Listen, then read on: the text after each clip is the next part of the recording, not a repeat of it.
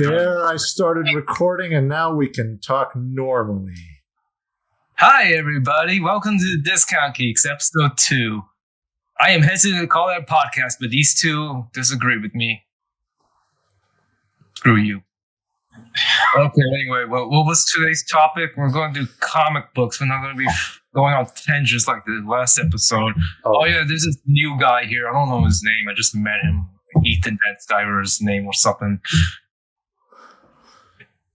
You're really bringing up that cursed individual? Really? Yeah. Which I have comics with of right now. Keep his name out your frickin' mouth! I almost brought in Green Lantern Rebirth to show off, and I don't want to. I had Flash. My friend gave me a Flash Rebirth, but I didn't take it out. It's pretty good, and at least I know that he didn't write it. But he doesn't write. I think he wrote Legends of Tomorrow, like New 52, but that's it. I've never really followed that much New 52, to be honest. The comics I have in front of, like, I'm looking at right now, is like a cacophony of various styles and from DC, Star Wars. To other stuff, to horror. There's a lot I'm staring at. Horror is my genre. The majority of comics I have here are DC. But, so Michael, yesterday I told you I got a McFarlane figure. So, and it's the surprise here. Oh, no, I have a better version. I have the 0-year figure. Oh, no. But yeah, Detective Comics. Oh, yeah. Is that a pull-out? No. I'm going to open this. I'm going to play with it. And that Bill Finger helped realize. So that way, Batman was not just red Superman with blonde hair and Batwing cape thing. Nice. Just like a parody. Okay, so comic books. Parody. Is there? Okay, so for comic books, how do we start this? We started with Batman, Well, I have a bunch of... I have stacks right here. Naturally, we should get into Bakugan.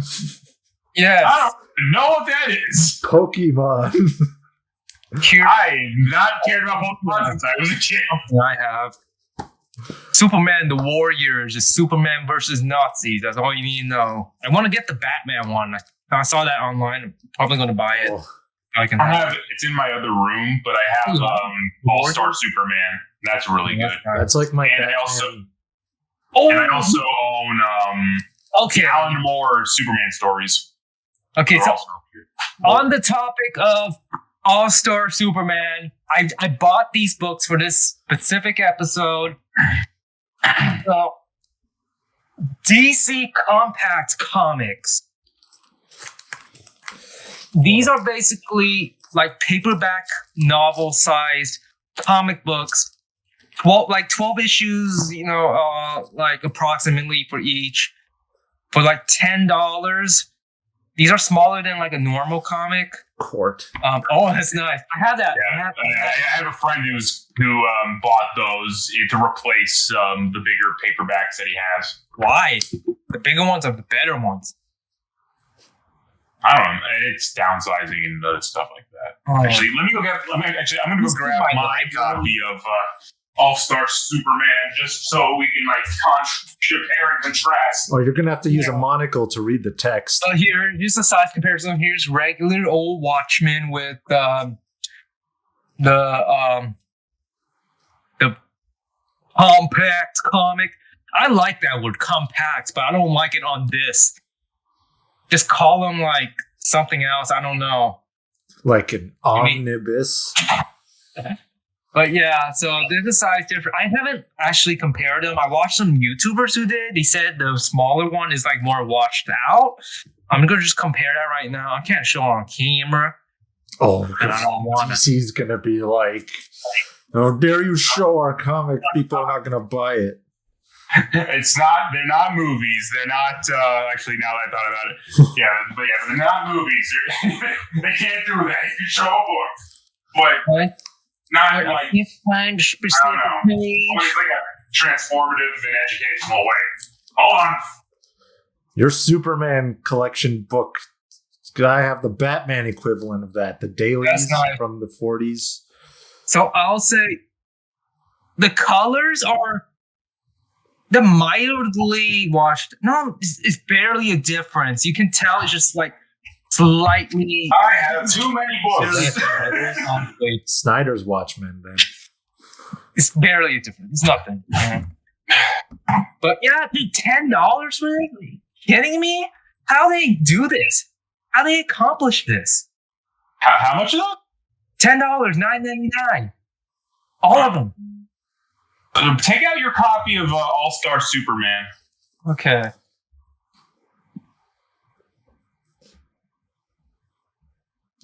All-Star. Right here. Yeah, and here's my copy. That's nice. Yes. It's very nice. It's a really good story. How much is that one? How much is that one like in United States dollars? According to the back of the book, it's $30. Dang! And actually, but I got this for less because I bought it like used. Like, speaking in comic, I buy all my comic books like used, very good condition. I can't buy used books. But they shrunk it down to this $10. I don't know how they probably are losing some money off this. I don't know, but yeah, this is supposed to appeal to like the more broader, accessible like manga crowd. I don't know anything about manga, but apparently I think it's mainstream or something. I don't know. I'm not a nerd, but everything that comes out like a show, movie, game, it gets a manga adaptation. Like there's the manga. Oh yeah, I have a manga right here. The only manga I own. Star Wars, Lost Stars. Oh, I actually happen to own I have here I actually have a few horror manga. I have the novel of Lost Stars. It's probably my favorite Star Wars novel. One of them. But speaking of like those small condensed versions of those comics, I also I have volume 2 of it, but I took volume 1 out. I'll say this about these comics. They're good for like, portability. Yeah. But at the same time, you can get these same comics for the same price secondhand. Yeah. And plus, these are put so I got these at Barnes & Noble. They put these in the comic book section, and they kind of get lost in there. And the whole idea is like, these are supposed to be, affordable and stuff. But like, if you're gonna put them with the more, luxury high-end comic books, it's just gonna get lost in there, and people are gonna assume, oh, that's gonna be expensive. I'm like, okay. So yeah, they should have their own I don't know, a little table and end cap for these. Okay. One I'm going to use right here that I have is Batman Black and White. Nice. Yeah, this is the I guess a more modern hardcover repressing. Because I do have Gotham Knights, the novel, like the novelization of Gotham Knights. What? The movie. Yeah, because I have because this comes with a Blu-ray and a DVD in this book. That is honestly really cool. I'm not gonna lie. I have the Batman box set that comes with Batman Ego, The Long Halloween, and I think Year One. No. Yeah, but. And funnily enough, for those who are not aware, if anyone owns the deluxe edition of The Killing Joke, there's that story of a man who says he wants to kill Batman. Oh. That first appeared in this book. Really? Yep. It was done by Brian Bolland himself. Right. Okay, so on the topic of Killing Joke and Brian Bolland, I do have a Brian Bolland art book. I did not take it out of the shrink wrap, though. So I cannot show that because I don't feel like opening that. This is the deluxe edition. What? Yeah, I have the absolute edition in my other room. Yeah. Now I'll save that. We'll talk about Killing Joke Noir, the black and white version of it. Okay, you twisted my arm. I feel like it's better in black and white. Okay, you twisted my arm, but before I get my copy, I wanted to bring out this. Oh, damn. Oh, Jason Fabok, dude. This is the Batman Black and White box set. That's sick. And similarly, or dissimilarly, I don't know. It has all 5 volumes of Batman Black and White. So let me take out the volume 1 from this set right here. And actually, I've never opened it properly. But I know from what I've read with the other volumes, some are pretty good, though sometimes you can, in the right lighting condition, you can kind of see through the black. So you can kind of see. It doesn't take away from the enjoyability, but it is a little noticeable sometimes while you're reading. And the paper, like in the hardcover one, is more kind of like glossy paper. This is more matte. I like matte paper better than glossy. Glossy it feels easy to rip. Or easy to get, your oily fingerprints. Yeah. I think matte works better for. I also have Batman Hush Noir. Oh. And Hush. Yeah. And right here, Hush.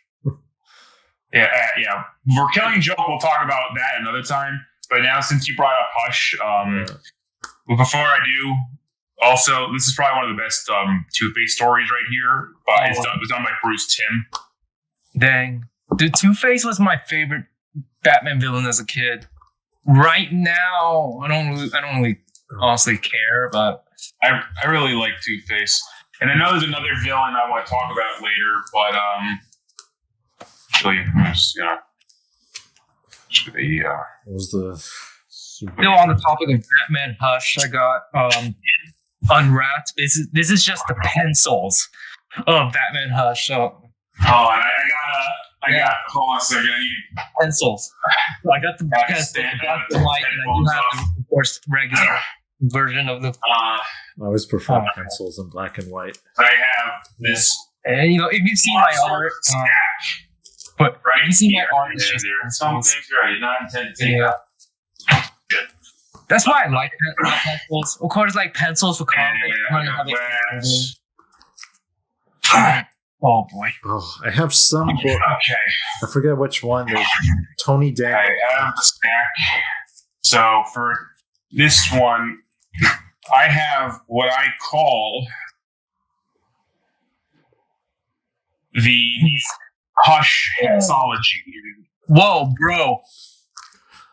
I could never get into Batman Beyond much. And this is the only Batman Beyond comic I have, and not a good first impression. I'm not gonna. I'll get there in a moment.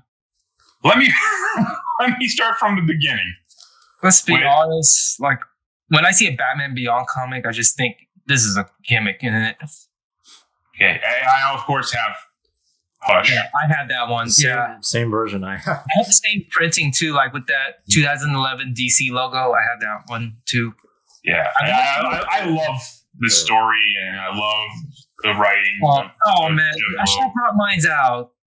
We could have been the trio. I'm not going to go upstairs again. Okay. Yeah, I really love the story and like showing like the opposite of Bruce Wayne. But obviously, he's not fully revealed that much. Well, personally, because in this case, it's a big mystery. I'm kind of lukewarm on Hush personally because I mean, it's just like I don't know. It just comes off as like a big showcase of Batman's villains. I don't know. I only got these books just for the art because I love drawing and stuff. I have Hush. Then after that is the not so great sequel, Hush Returns. I didn't know there was a book called Art of Hush, wasn't there? Hang on. I'll get there in a minute. I don't know about the sequel. Yeah, we're going in order chronologically. All right. So first there was that, but it's kind of more almost like a sequel to The Killing Joke because it's more about the Joker. It's an interesting idea, but it shouldn't have been about Hush. I have a sequel to The Killing Joke right here. That looks like Batman Noel on the cover, or Batman Damned. Just the art. Yeah, I think it looks like. Is this a Lee Bermejo? It looks like it. Let me see it. Yes, it is. Oh boy, it says Lee Bermejo right there. Just the cover, or just the cover. That's definitely. How old is this book? This book came out in 2006, but I guess like the original series came out in like 04, 05. 3. This seems to be like early Lee Bermejo art. The original Lee Bermejo is such a great illustrator. Well, speaking of like Killing Joke sequels, I got 3 Jokers here. I had that and I never read it, and then I later sold it. Mm-hmm. It's okay.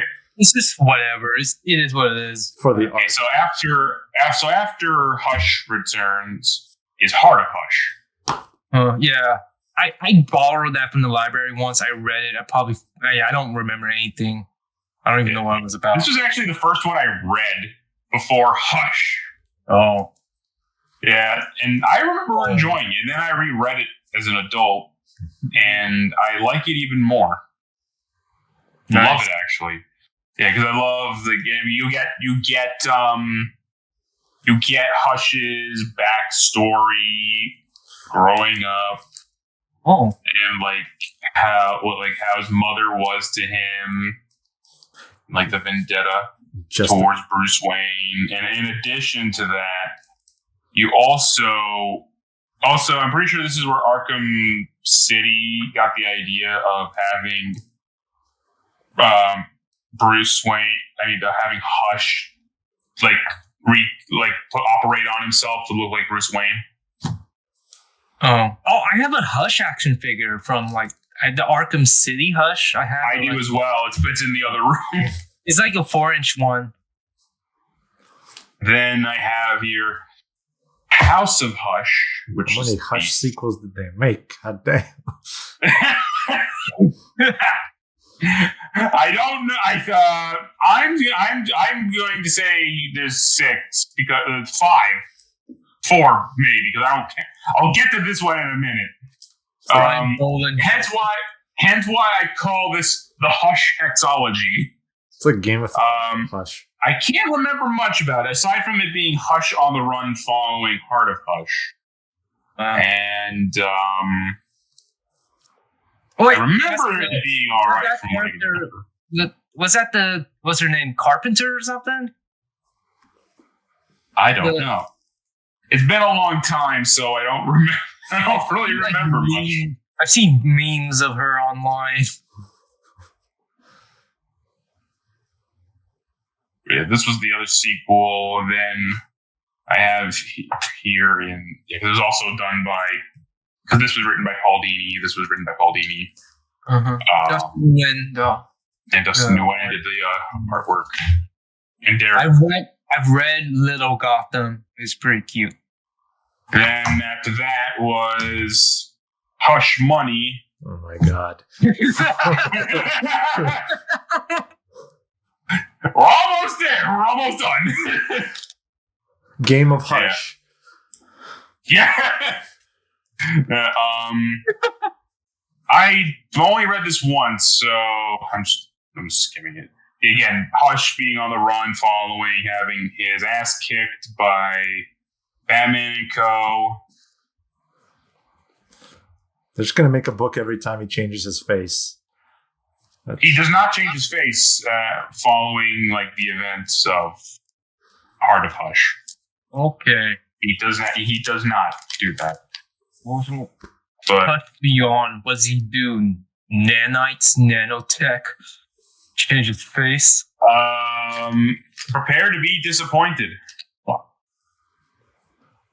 Because I certainly was when I read this.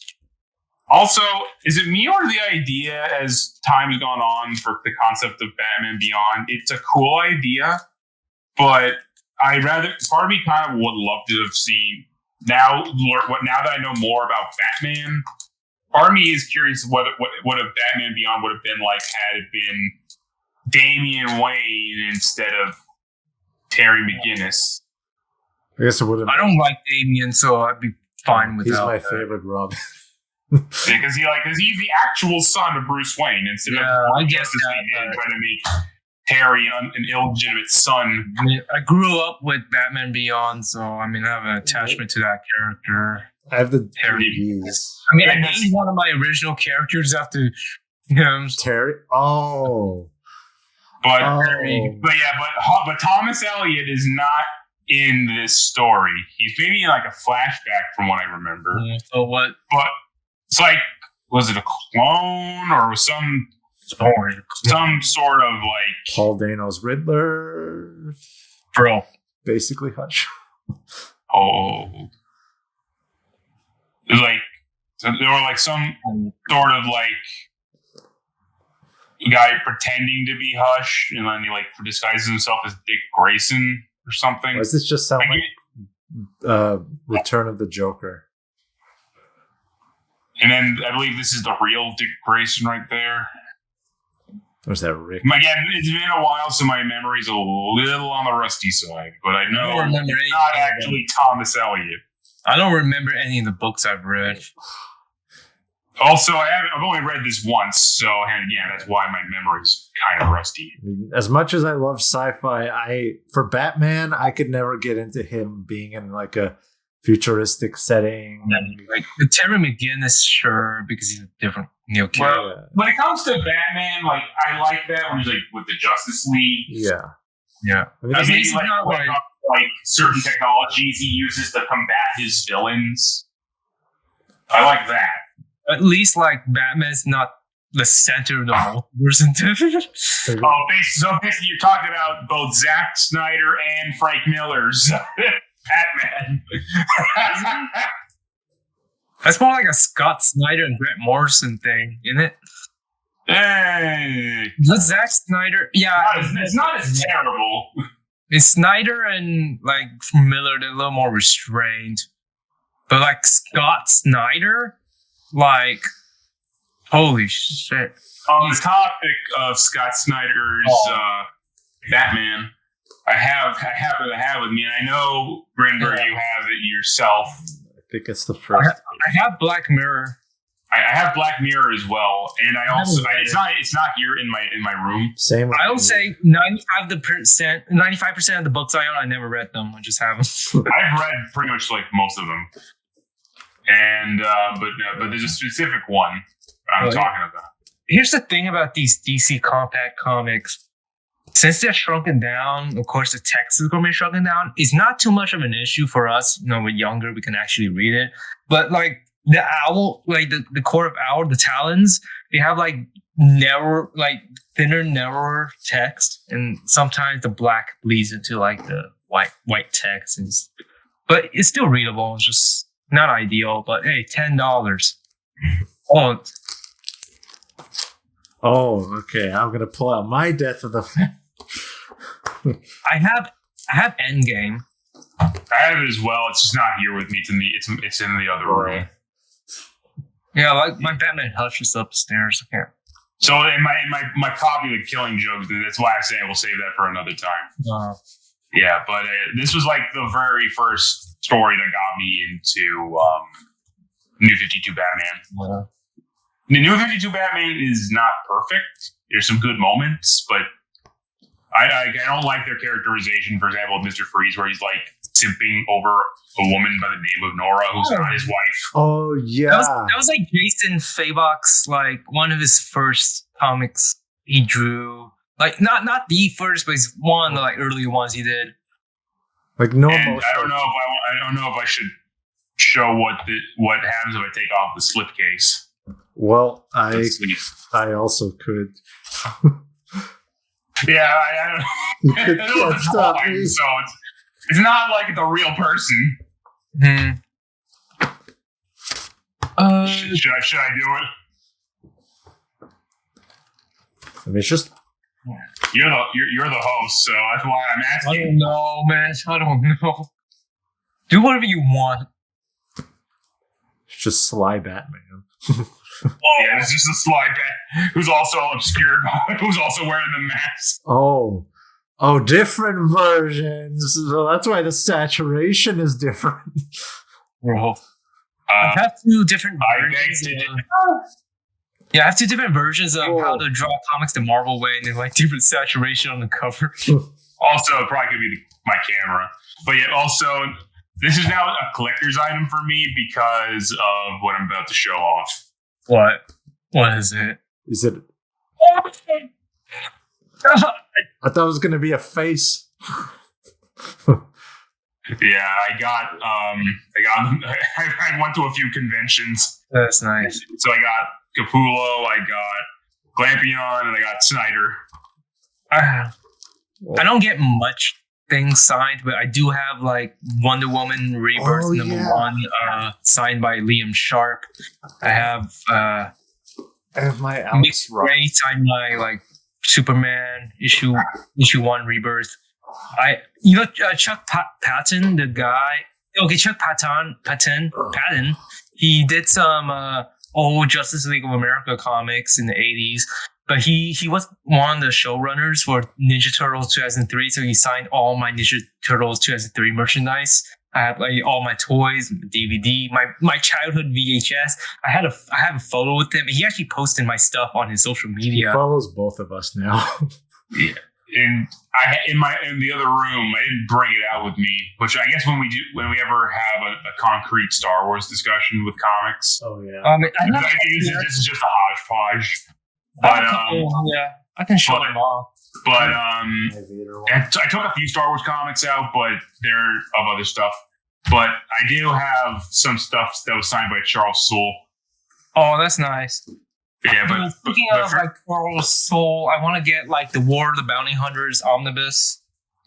Yeah, I have one of the collections. Okay, but in regard, I'm fucking paranoid of just touching this book now.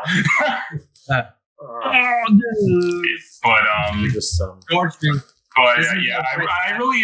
really enjoyed this series. We were talking about this, Michael. Bold.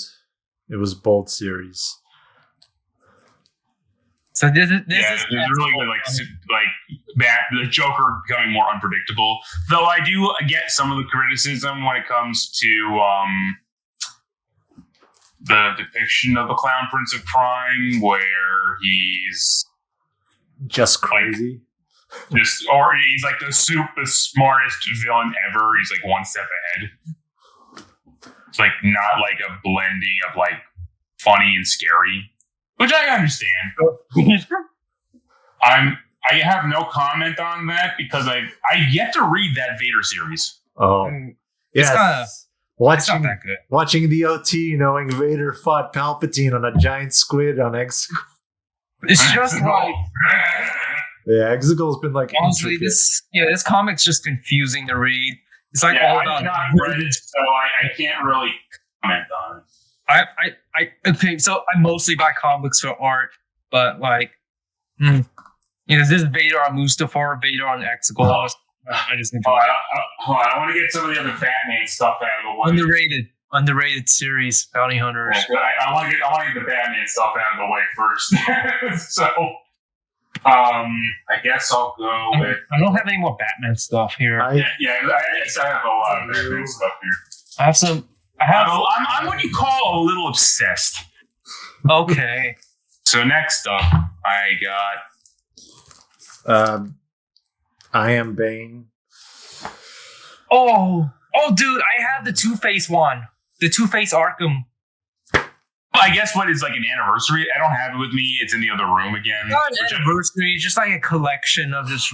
It's like marked as like was it 70th anniversary? I could go and get it because literally I can just walk. My room is literally not that far from here. No, they released them over the years, so I'm. Yeah, maybe. Basically, I have the Two-Face one, but it's like in a fancier packaging, I guess you could say. Oh, it's like a hardcover instead of a paperback. Speaking of Batman, I have two of these. This one is my screwed up, like the cover's kind of cracking. The lenticular is not really centered, so I have this is my reading copy basically, and I have just one for display. Yeah, but I'm that kind of collector. I have Dark Knight Metal Flash.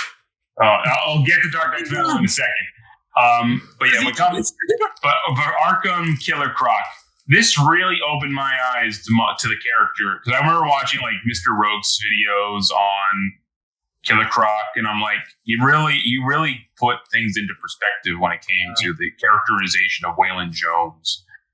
And I'm like, wow, he is like not the best represented in terms of his characterization, because if you had to see how he's portrayed in the 80s compared to, or even like in the 90s, and even at moments in the 2000s. I think it's kind of difficult to write him. Yeah, because he's a very he's like a misunderstood freak. That's the best way you can describe him. I think I like the idea of like, as these comics go on, he's slowly descending into mad. Oh yeah, like this one right here. What was the name of this one again? Yeah, look, it's done by Alan Grant and Juan Brayfogle. What was the name of this one again? What was the title? Hold on, it says in the table of contents. Requiem for a Killer. I believe it says on the page too. Oh. Yeah. I didn't look there. I'm an idiot. So ADHD brain here. Requiem for a Killer. Like you see, like Killer Croc is like stealing all of this stuff, but it's for a bunch of homeless people. I think he's not doing it for himself. He's not eating anyone. Was he Green Arrow or Tombstone from Marvel? It was pretty comparable. But yeah, I really like the sympathetic depiction of Croc, and then like you kind of see that descent into madness happen, like following that in this comic, which is basically during the events of Nightfall, and then it's further explored following. He's that way in the Arkham games, well, Arkham Knight, and also the animated series. Yeah. But then, like by the late '90s comics, which I also, side note, I really love Kelly Jones' art. It's not perfect, but it's really good. Doesn't Kelly Jones draw Batman with the long ears? Yep, that's my favorite type for him. I like long ears. I like not as long as Kelly Jones, but probably like not as long as Arkham either. Like I don't know a good reference. Yeah, but in this series, Croc is like definitely like has a deteriorated mental state, and basically is like goes to New Orleans where Swamp Thing is, and Batman eventually is stopped by Swamp Thing to hey look, a Brian Bolland drawing. Damn. Yeah, and basically he lives in the swamps. Basically peacefully without hurting people. Who's your favorite artist? Oh, man, there's too many. I like so many of them. Ross. Okay, yeah. You're Alex Ross, Michael, but me, Gary Frank, he did Doomsday Clock. I want to get the absolute version of it, but I think my top two would be Alex Ross and Lieber Mayo. Yeah, I love Lieber Mayo. I love Alex Ross as well, though I feel like he doesn't do well. Actually, in the Black and White Volume 2, there's an Alex Ross pen illustrated art story. Mm-hmm. Yeah. Then here, I'm really upset that the story before this one is not in this collection, because during this little series, basically, Black Mask and Mad Hatter put a chip into Croc, so he does their bidding, and he breaks out, and then he finds Mad Hatter and frees a bunch of girls that Jervis has captured, so he can focus on Hatter. But then apparently with this story, he's more his mutation's out of control. He's trying to find a way to reverse it, and everything that he tries.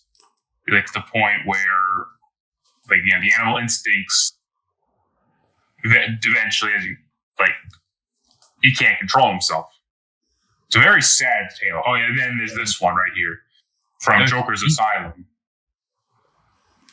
Where the Joker's Asylum. Those were a cool line of comics. Yeah, I've read a few. Well, some of these. I have the Penguin collection, which includes it. I also have the one with Two-Face. Yeah. Yeah, and Killer Crocs is very sad. Also, I have a hot take. I don't know if this is a hot take. I really don't like when Croc is illustrated with like crocodile head for a head instead of it being humanoid. I rarely see it look like a crocodile head.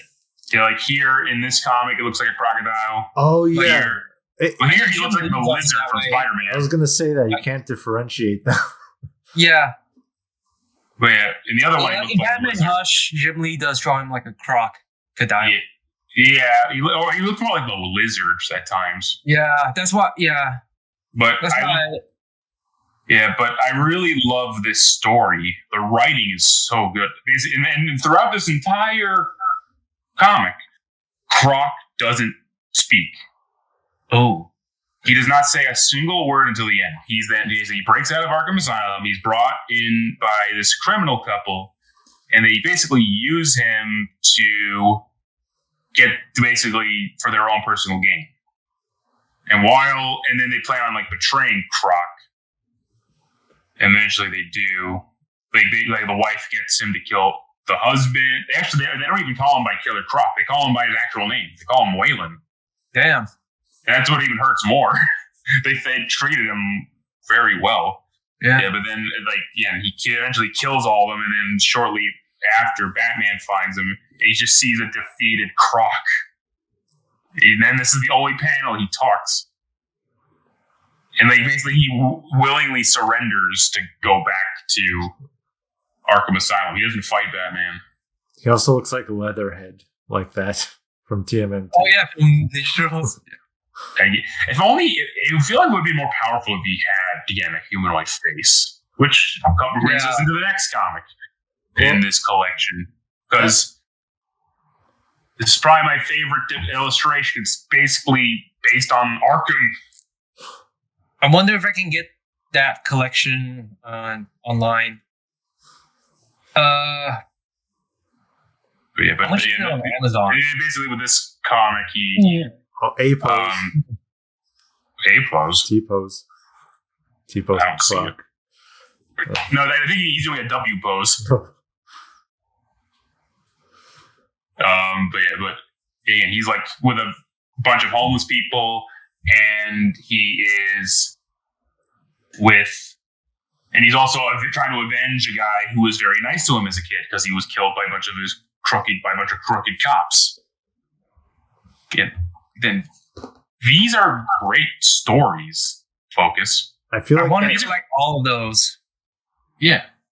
Just to be completely honest. But yeah, because these are great stories, especially for someone who's not because I can get for like $20 on eBay. Yeah, because I managed to find this for I don't remember how much on Amazon. He's on the pricey. Oh wait, there's a whole lot. Oh snap! There's a whole lot of them. I'll look into that. Yeah. I saw a collection that had Joker's daughter. Oh no! Yeah, no one. Yeah, I saw it at the comic shop, and I'm like, I am not buying that. Is it Duella? Duella Dent. I feel like that characterization of those Croc stories could be applied to Grundy too. I don't know because Clayface. With Clayface it can work. Which I can transition into that next. Yeah, but with Grundy, he doesn't have enough functioning brain cells to really have that sentience. Yeah, but compared to like Clayface and Croc. Speaking of collections, Superman versus Darkseid collection. Oh, so everything here I have on this pile. I ran out of Batman books already. Right. Yeah, I still have plenty. I have a lot more, of course, but I don't know. I didn't know. Jesus. So here is. Why do you have that? Here is Batman, Man-Bat. A Elseworld story. This man.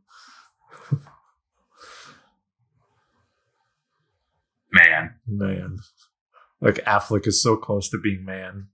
His ears. I like this. Superman punches Darkseid. He's like, "Shut the hell up."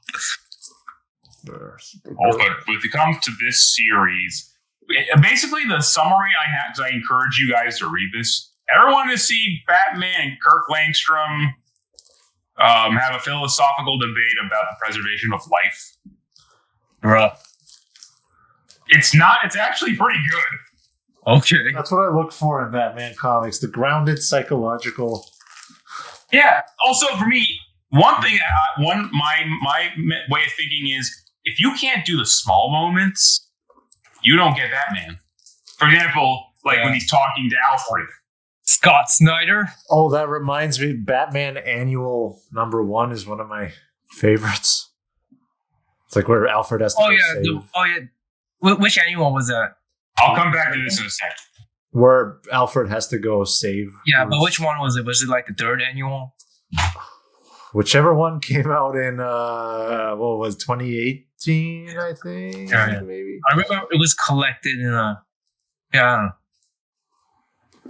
don't know.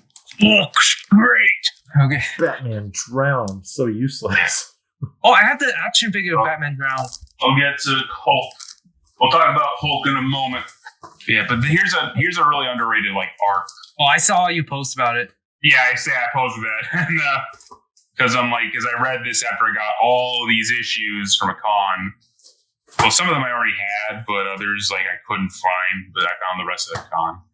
But yeah, this is the Mud Pack arc. I'll start with this one here is basically a retelling of everyone's origin story. Basil Carlo, Matt Hagen, Preston Payne, Sandra Fuller. Actually, was Fuller in here? I can't remember. Okay. But again, I've only read this once, so my memory's a little fuzzy. Michael, remember that post I sent you with the Lego female Clayface? Yeah. I'm curious to see what that looks like. I will send you it. No. Oh, no. Is it that bad? Is it cursed? It looks like something. Ooh, there. I don't know. It doesn't look bad, but the color.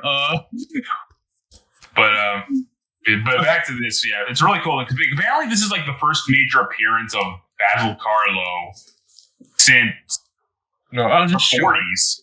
I'll just show it. Oh. He looks like a dookie.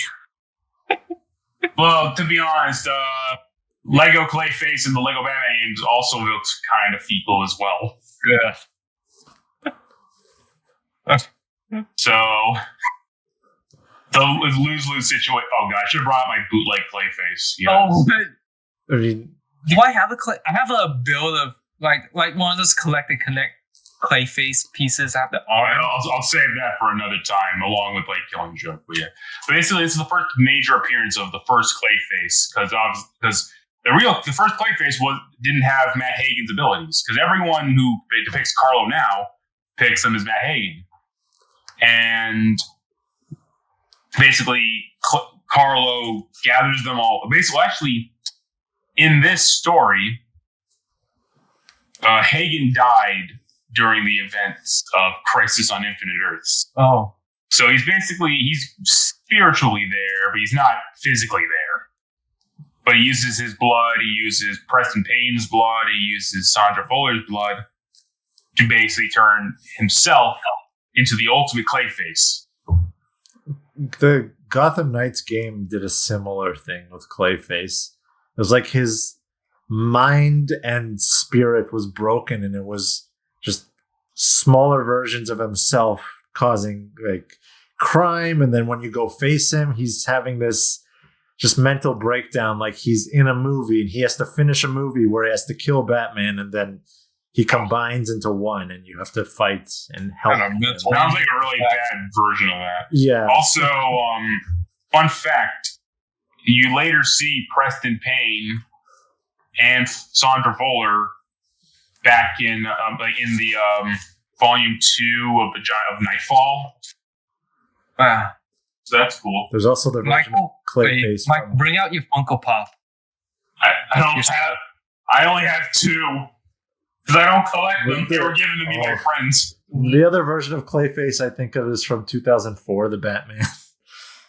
Which one is that one supposed to be Matt Hagen or is that Carl? It's just a completely different character, police officer. I think it's both of them, wasn't it? It was 2 of them. It was Basil. It was Matt Hagen first, then Basil Colorado. Basil Carlo was first. No. Yeah, but in the series, in the series it was Basil Carlo and then Matt Hagen becomes him. Yeah, Grinberg. Oh, you were on red. No, it was nice. Ethan. It was a guy named Ethan. Ethan? Yeah, he was. It was the Batman 2004. I have the blue jacket. I have the red coat. Red hoodie. I'm sure we all recognize this book. Oh, Brian Mozzarella Joker. They're going to make a compact comic of that. I just caught up on it. It's just like, it's also like Joker just going, killing anyone. It's I can see like the criticism of it now where it's like it doesn't really hold up that well in story, in the writing. Azzarello is a good writer. Actually, he has a thing in black and white, but yeah, it just feels like it doesn't feel like the Joker. It feels like a crime lord doing crime lord stuff. Hey, old couple in your room, you're dead now. Wait, so is he like the first appearance Joker then? Also, it's funny that the design of the Joker in here is based on Heath Ledger. Oh, yeah. Is it? Yep. Well, didn't this come out? Oh, maybe I'm thinking of a different story that came out before or after the Dark Knight. That looks like the first appearance Joker more than anything.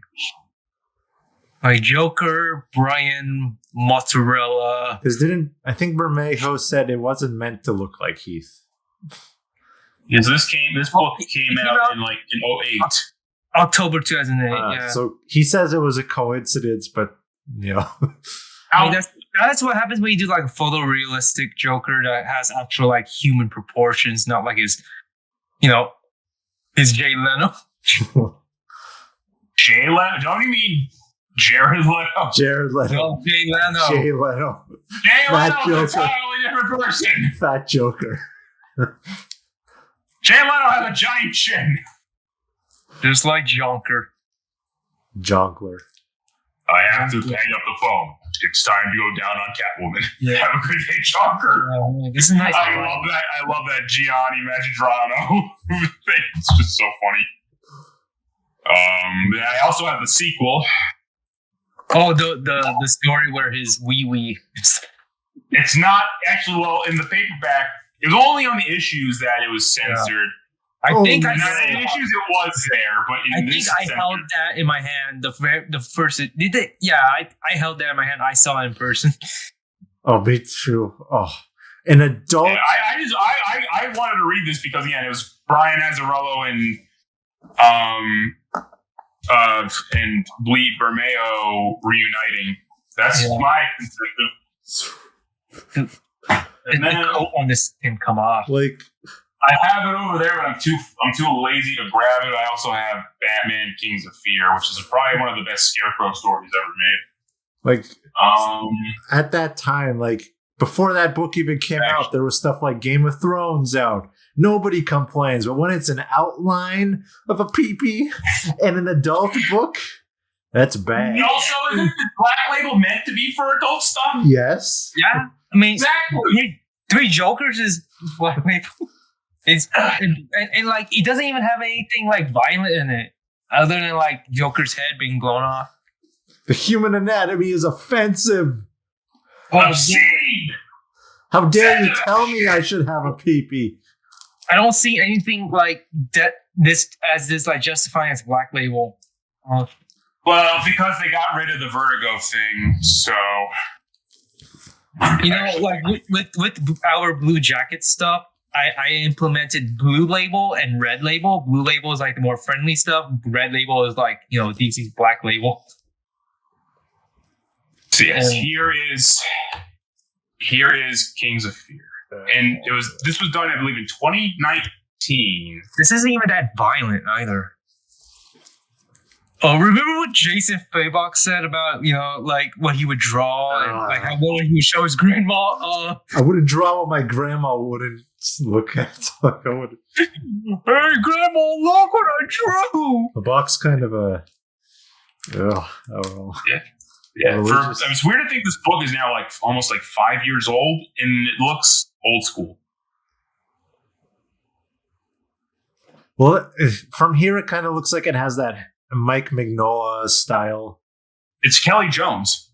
Oh, snap. Yeah, this is another Kelly Jones illustrated book. But this was done, this is a modern comic, like came out a couple of years ago. Dark Side War. Was it Dark Knight Returns? Yeah. I have the box set of that. I don't care about it anymore. And also, here's my copy of Dark Knight's Metal. Oh, I have to get mine. Well, what do you think about Dark Knight Metal? It is a jumbled mess. Dang, and you actually spent money on it. Well, I didn't know about it that much at the time, so... Oh, boy. I was also interested at the time, but yeah. Nowadays, I look at this and it's just kind of a mess. There. Oh, what? Oh, that's cool. Wait, who drew that cover? Is that Andrea Sorrentino? Yes. Nice. Oh, yeah. This book he did some Green Arrow comics. I have them upstairs. I have the complete Green Arrow New 52 run. Yeah, but this book is not perfect. It's ambitious, but it bites off more than it can chew. I love playing dress up with the Joker. But I do like this a lot more. Oh, yeah. Because that's a compilation of all like the Batmen or the backstories. Backstories. Yeah, me and Michael were just making fun of that. Like, well, I want that statue of those like Joker Robins.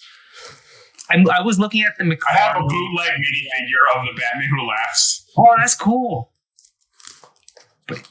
Yeah, I was looking at the McFarlane like multi-pack with the Batman Who Laughs and the 3 Robins. I only have one Dark Knight's Metal tie-in. Those are the only ones I have that I care to own. Don't show that Ethan Van Sciver cover. Which one is it? Oh, is it the Flash one? Yeah. With the proportions. He is a good artist. He's just a bad person. No.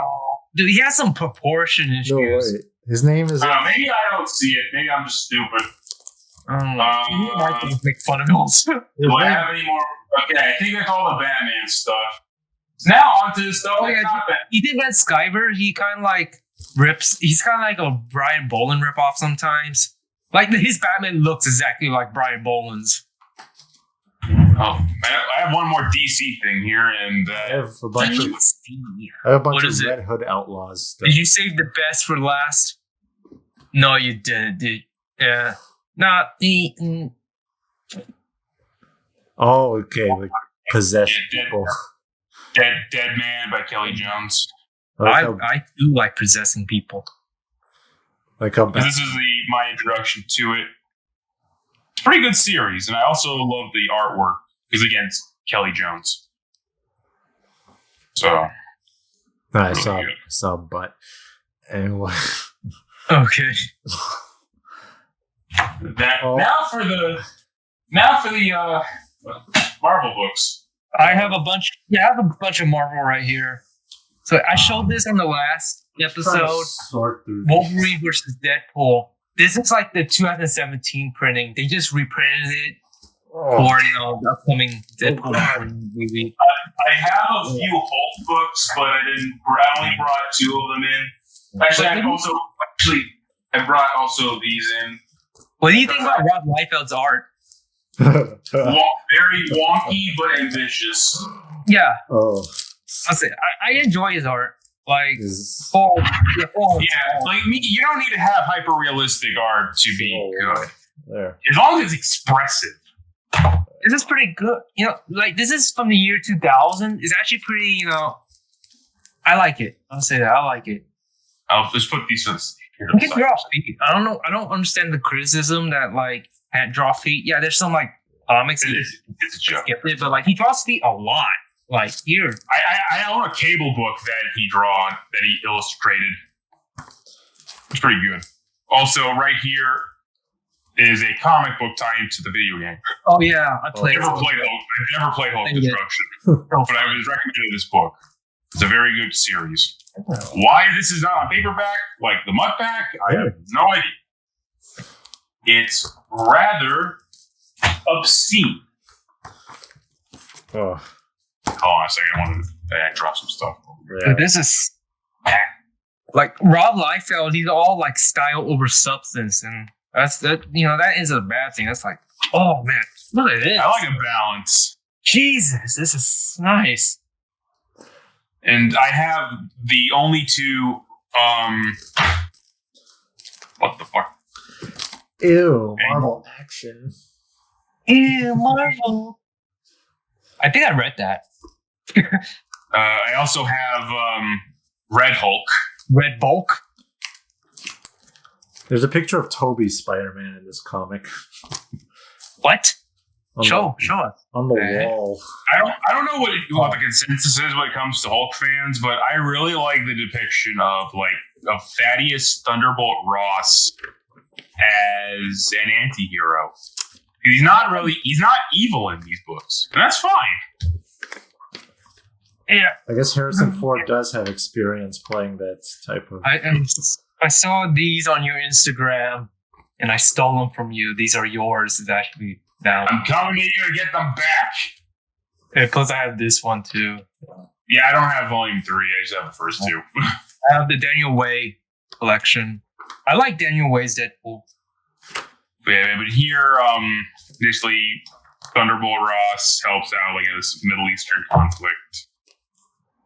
And that's cool. Yeah, it's what's called Hulk of Arabia. So I want to get like the Marvel Now 2012 Thunderbolts run, but then I read some of it and it's like it's not that good. But that was the team with like Red Hulk, Deadpool, Elektra, Punisher. Yeah, I do recommend these because this is a better characterization of the Red Hulk. Wow. Because wait, who's the writer? The writer. Who's the writer? Wrote it? Jeff Parker. It is whoever. It says Jeff Parker in there.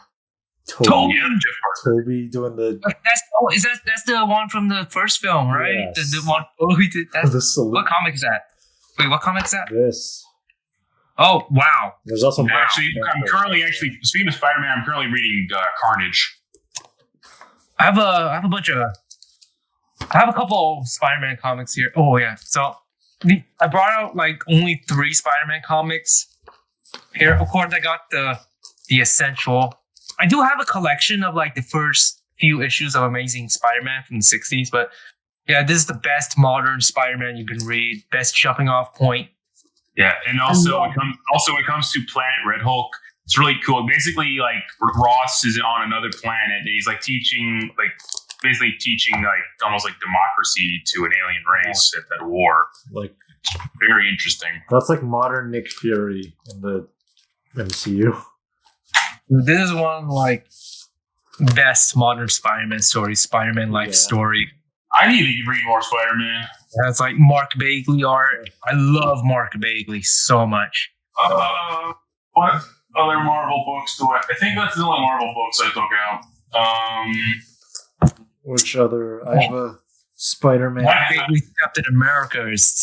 I also have these comics. Flaming Carrot. Flaming Carrot. I've been trying to get into this. There's a paperback, but it's like you need to sell a kidney in order to get this. Flaming Carrot had a crossover with I forgot his name, but he was in Ninja Turtles. So if technically Flaming Carrot is in the Ninja Turtles canon. Look where my finger is.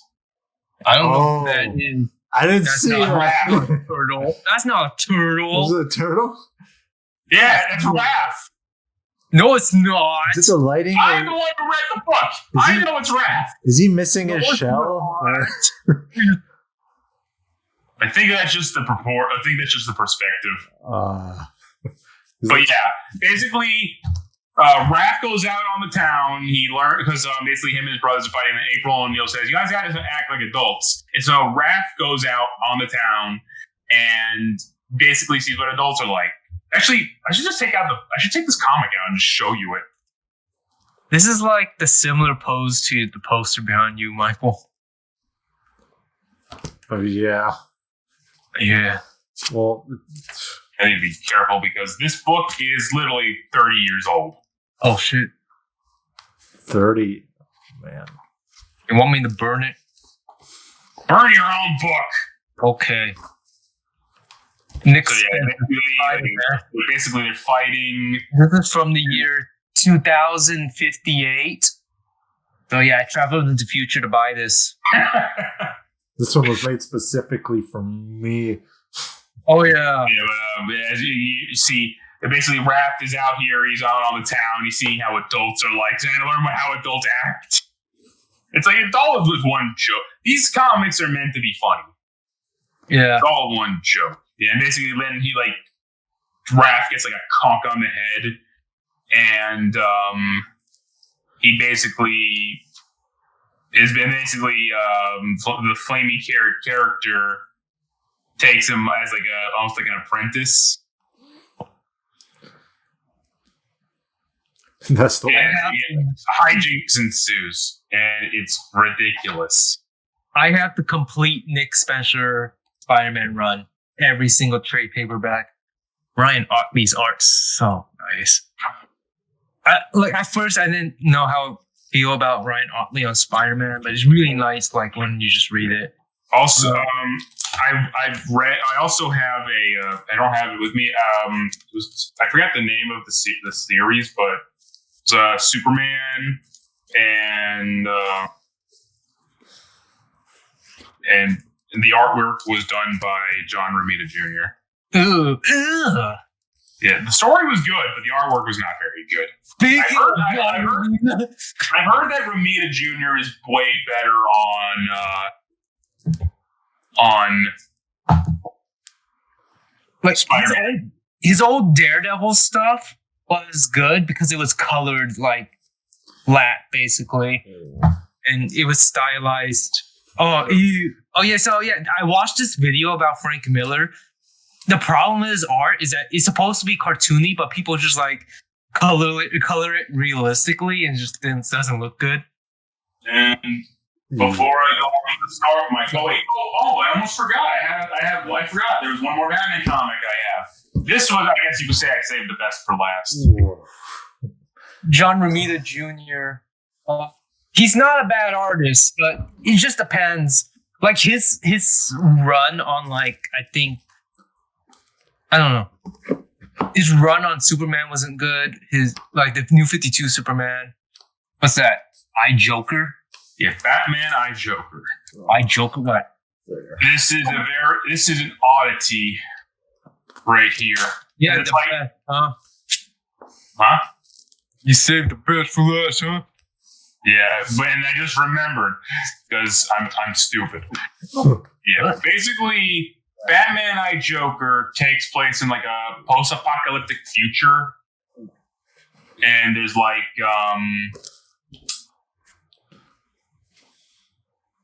a weird death cult who worship this individual who is called the Bruce. The Bruce.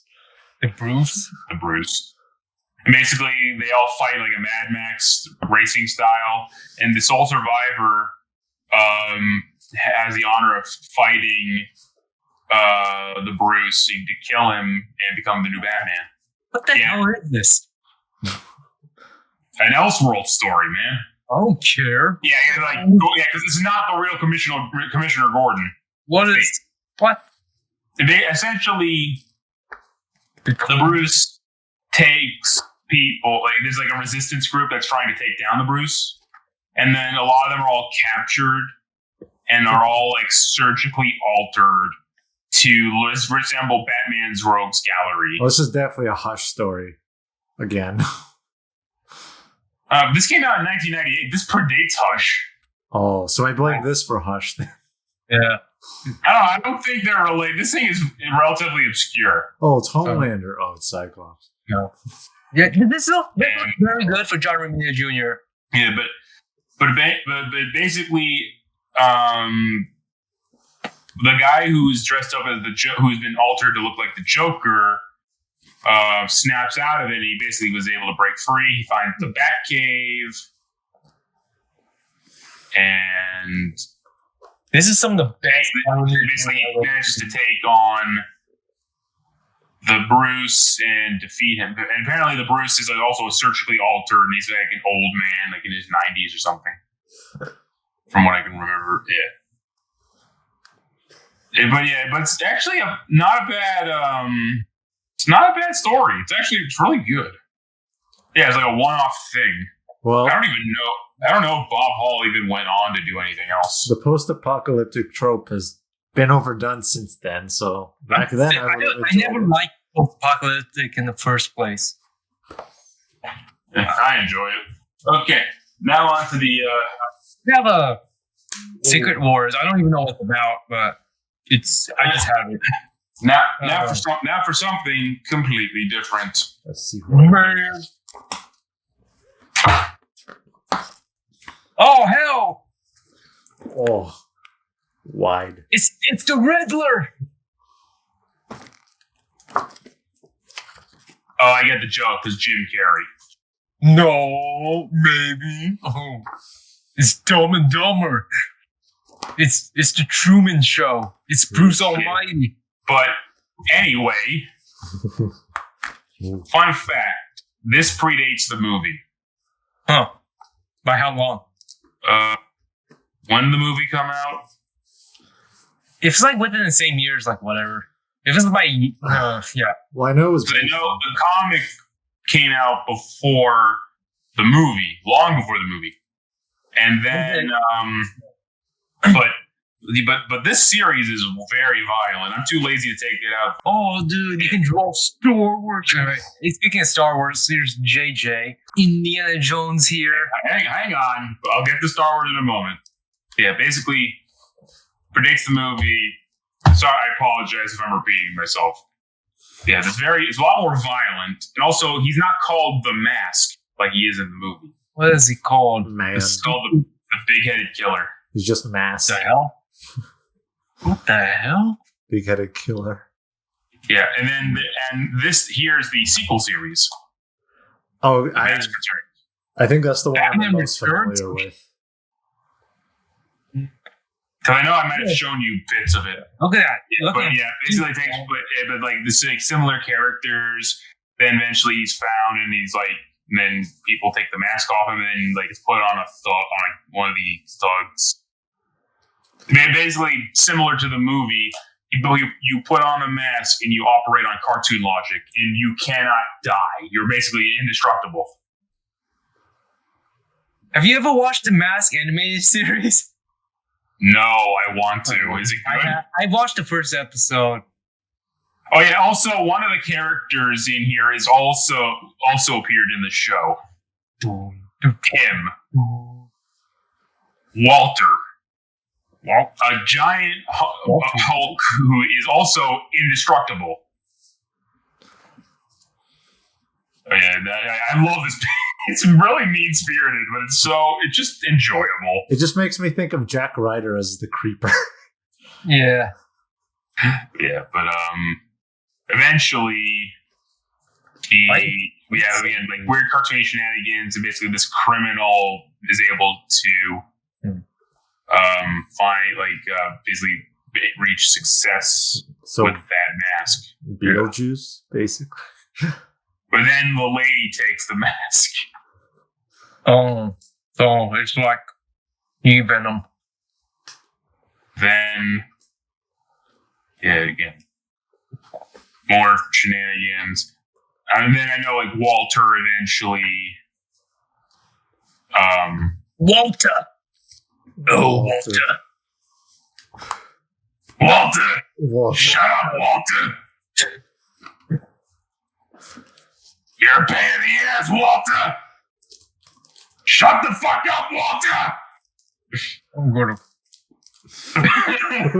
I don't know, man. They I'm trying to find no, not that. It's very brutal. He's just cutting himself. But I know there's a fight scene between the lady. Oh yeah, like he has like she gets a hole blown into her. In the end, like she can't die with that mask on. She has a hole blown into her by Walter. And then okay, it was the last issue where they fight, and like both of them cannot die. They are both indestructible forces. It's like Wolverine and Deadpool. Yeah. Like everything she tries to throw at him, and everything he tries to throw at her, nothing works. And then he gets hit by a car. And then he gets hit by a car. Yeah. And yeah. But I really enjoy this series. And then after this one is The Mask Strikes Back. This one actually was made after the success of the movie. And it still has the violence and all that and the insanity. But maybe it's a little toned down. I don't know. Just like me in real life. Well, we're not talking about you. I am the Mask. So yeah, you ought to talk about me. He's literally me. Yeah, but yeah, eventually like the teenagers find the mask and the people from the previous series try to find the mask. And eventually Walter is back on the case. And like Walter is trying to find the mask. Walter's like probably my favorite character in this. He doesn't see like completely mute and doesn't say anything. Yeah, but then he manages to get the mask. And I'm trying to find the scene. Oh yeah, and also he apparently puts a bunch of tacks into his hand and makes a smiley face. That's how absurd this series can get. Joker! Joker. We live in a society. Doctor Strange. Yeah, it's a little probably more goofy than the main series. Yeah, looking at this now, it's not as violent. Kingpin. To the Joker, Doctor Strange in the Multiverse of Madness. Doctor in the Multiverse. This is Dark Horse. This isn't DC. Yeah.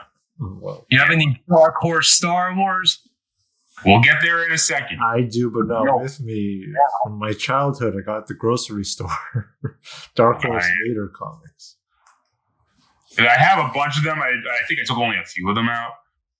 Hang on. So I know. Okay, here's what happens when Walter puts on a mask. Nothing. He just absolutely nothing. And he just walks. So he eats it and walks away. There was one more series called The Hunt for Green October with a little girl, but I don't have that. I'm now going to transition into the Star Wars books because I took out mostly God. Before I do that, I just want to close my doors because my dog opened it. Well, let's just do a little fill-in.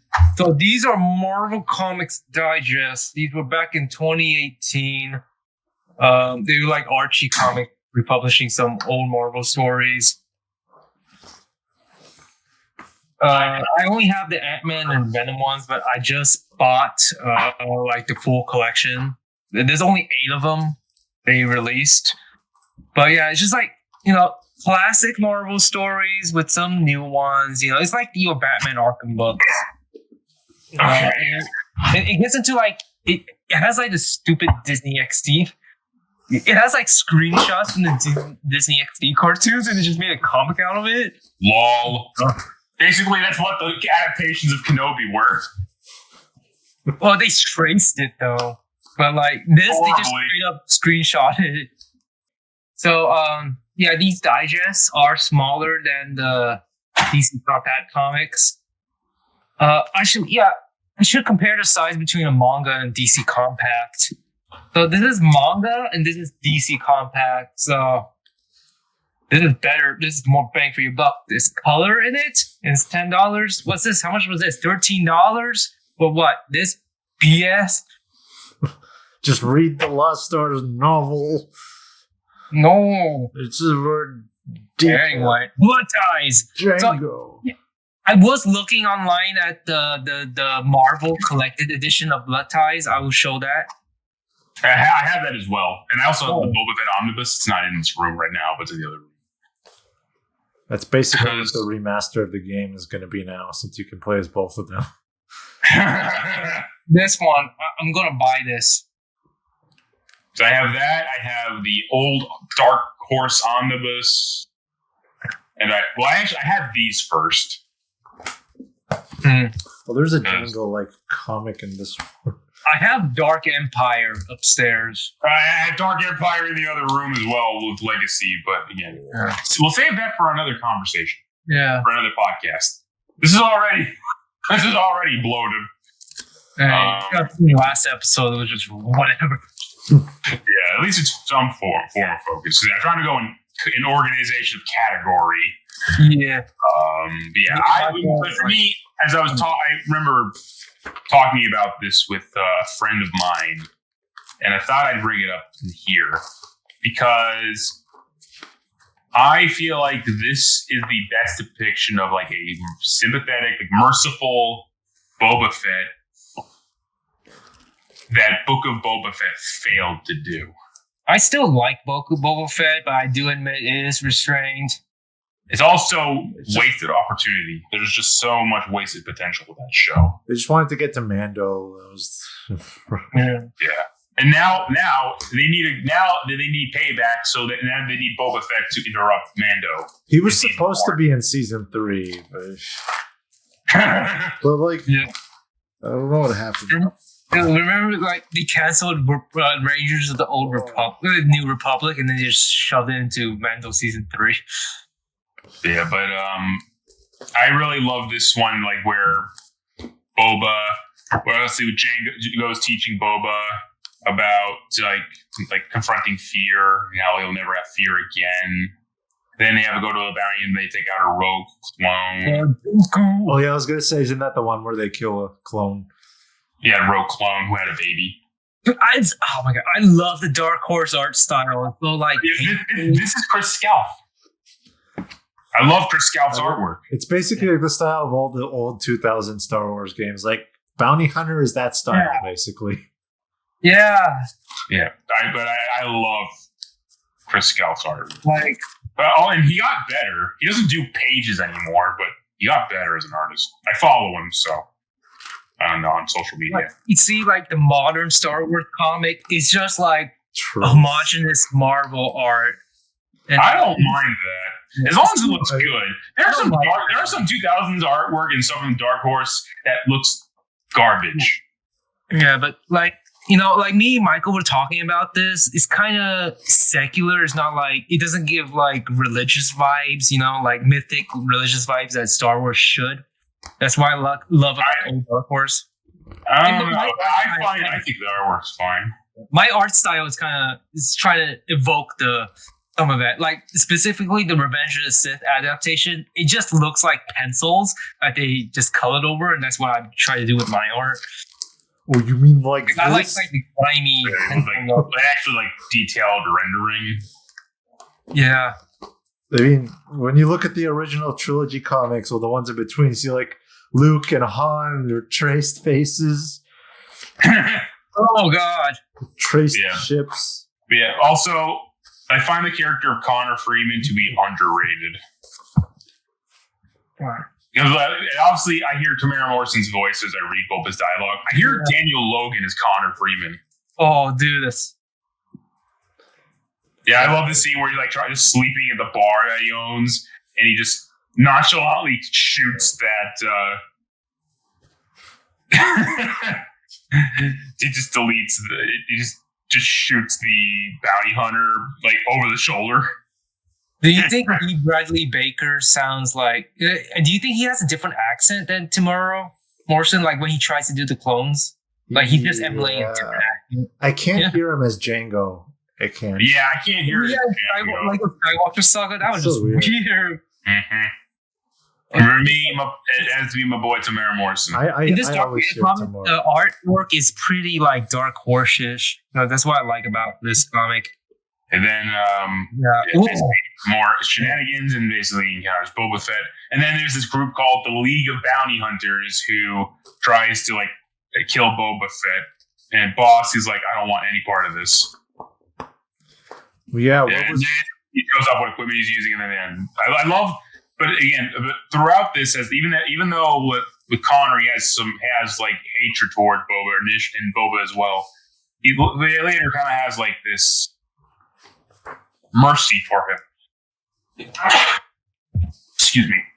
Unless Michael, you can tell this artist used like 3D models, but is more effective than like Michael Grinberg. Yeah.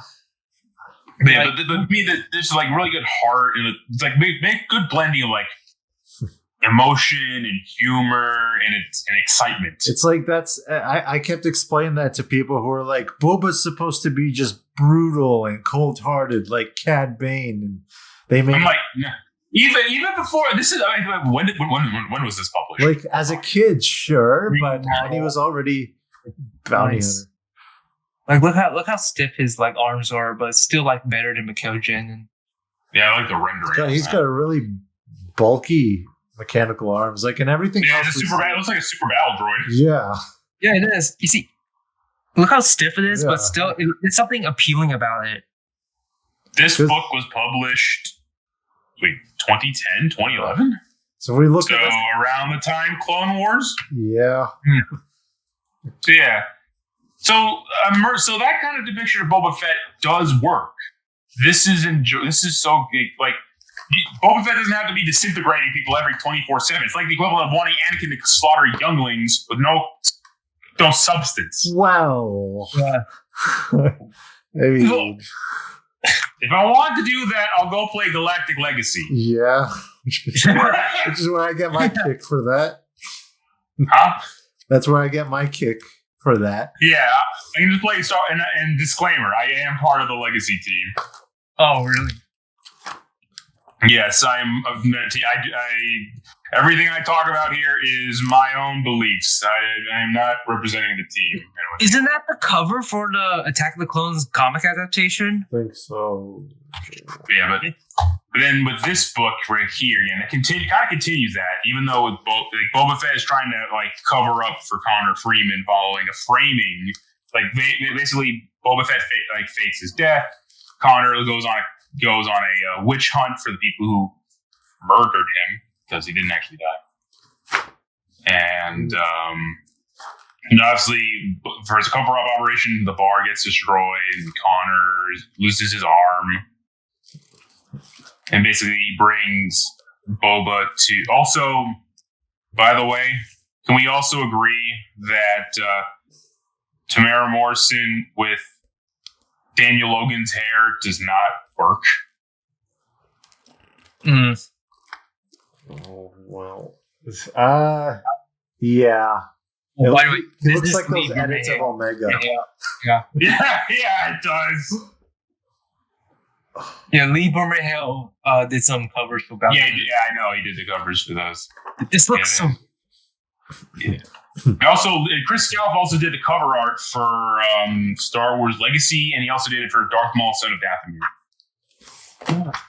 Boba's honorable unless you mess with his wife. Oh yeah. This is about his wife, and his wife's in this. Yeah, Sintesh Val. Basically, he's having Connor Freeman help protect his wife. Also, Sintesh Val is a very underrated character. She's actually a badass. What's he doing? Talk to the hand. Talk to the hand. Superior look of superiority. Hand is a sign of superiority. I really love the depiction of Boba here. Again, I always point to that story for how Boba should be depicted. Yeah, these are the these are the go-to examples for Boba Fett being a merciful character. I need to buy the collection and read it. Yeah. Also, next time we'll talk about Darth Vader because I have a lot to say with that. But right now, we're not talking about that. What? Because I have enough books here. I like how you're keeping us on track because me and Michael always go on tangents. Yeah. Yeah. And it's ironic. The one with ADHD is also keeping the other two with ADHD on track. Yes. Yes. I like being focused. God, I love the Raimi trilogy. Let's talk Hey, about some fucking violence. There. Anyway, speaking of Bounty Hunter. Open season. Jango Fett OP. It's funny because very low res, grainy images of this comic are in the game. Oh.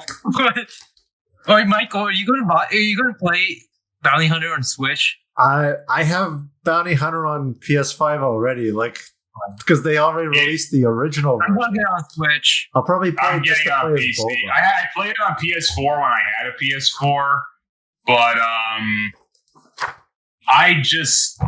that game makes me nauseous because of the camera. It's just anime Star Wars hunt, yo. Oh, that is so 70s anime. yeah, actually, that's OVA. actually cool. Is it OVA? I don't know anything about Toys. anime. I'm not. The hell? Hulk fist. Those look like in 2005 they had these like Star Wars toys that look like that. Which is the ones Yeah. I have. Yeah, but This is Star Wars. yeah. But yeah, what's interesting with Open Seasons is that it literally the events of Bounty Hunter take place after this comic. Well, actually, not after. After the flashback stuff of the comic. We also have. I think Jasper Muriel is sort of canon. Is this Vader? Woman 3D. Oh no, this New Hope, but manga. I would have loved for the Bounty Hunter game to have covered his, Mandalorian War Days. This looks so Also, good. Arby wants to see the story retold, but with Tor Vizsla, because this is actually meant to be Tor Vizsla with the Darksaber, because it's been retconned that he had the Darksaber. Oh, this Vader's sick. Yeah, because this is actually, I think this is the very first appearance of Death Watch before the Clone Wars. Oh, well, that's new information. I don't know how to read manga. Because this comic predates the Clone Wars by like 6 years. So did all the Legends Clone Wars that were discarded. Target. Also, I'm really hoping for the day we get more. I know there's a Jango Fett comic right now, but it's not really focusing on before the event before he became a bounty hunter. Though we also agree Jango Fett was a bounty hunter. Boba Fett was never I mean, Jango Fett was a Mandalorian. Boba Fett, no. Well, I guess I compared it because when I talked to my friend, I compared it to Superman because Superman, he's Kryptonian, but Krypton is a distant. He has no memory of Krypton. He's human first. He's Clark Kent. True. He doesn't have their tradition, because Kryptonians have been portrayed as both being brutal and both being pompous. So I guess it's the same with Boba. He's Mandalorian by blood. He's Mandalorian by blood, but he's not a Mandalorian by tradition. He doesn't care. Also, it kind of shows, with some of the canon stuff, he kind of doesn't like Mandalorians. Yeah. He only wears the armor to honor his father. Well, he's not a rule follower, really. But whatever. Oh, yeah, I look back at the Legends version of Boba Fett, I'm like, him becoming Mandalore doesn't really make sense in my mind.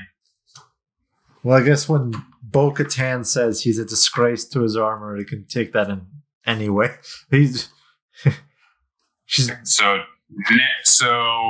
Hold on. Bob. Bob. Why wasn't there a Mandalorian in Last Jedi? You know, we get Boba in Empire, and then we get Jango in Attack of the Clones. Because Rian Johnson wasn't thinking about that. I wish he did. I didn't. So next I have here what is considered a series of classics. Damn! Oh, damn! Oh, dude, Marvel's going to release a epic collection for the trilogy, like, I think next month. Or, no, this month. Like, in like 10 days. Also re-released the novels with new covers. Yeah. For me, I just have I have these comics. Maybe one day I might just so I don't accidentally damage these, but because these things are kind of old. But I really love this series. Like, because I remember the only complaint I have when it comes to the artwork is that Gilad Peon's missing his mustache. Other than that, it's good. But obviously, like, this was everyone's introduction to Thrawn and all that. I've only listened to the books. Oh, yeah, how's that? But also with the Nogri and Joruis Sabaoth. You mean Balin's skull? They're entirely different characters. Shut up! And, yeah. I'm like, obviously, Canon Thrawn is nowhere as tough as Legends, but also it doesn't help that the writing has probably been inconsistent, so that probably doesn't help either. I've heard that the novels are good. I was waiting for some comic adaptations. Well, I have the first one. There's abridged version and then there's unabridged. So it's the whole Thrawn trilogy is kind of like Blade Runner for Star Wars. There are like so many different versions. Jeez. Can we have it be focused, please? No. Yeah, that's one focus. So I have The Power of Myth by Joseph Campbell. I got. Anyway, back to it. Also, I forgot because for anyone who actually does give a shit about watching this, Mara Jade. Mara, don't you say that name near George. He'll throw you out. Yeah, there's just something scary about seeing an angry George. Oh yeah. Also, when it comes to the artwork of these books, I also have one observation. Wait. Are they all illustrated by the same guy? Oh. Because one thing I've noticed is that the illustrations of the Nogri are all different. Where is it? Where is the Mothma? On Mothma. Where is the Kashyyyk? Kashyyyk. Oh yeah, it's Ian. Who? Young Han. Ian. Han. I don't understand. The Lego. No. It's Ian. Lego special. I don't watch those, so I have no idea. Oh, it's Kylo. Oh, I posted a comparison between that and Kylo's design. Oh, the concept art Anakin. Concept art Anakin. Oh. Okay, it's right around here. Okay, where is an example of... Can I please have an example of... Is that Kira? Oh, damn. It looks like Kira, actually. Can I please have a visual of the Nogri? Okay, here's how the Nogri look here.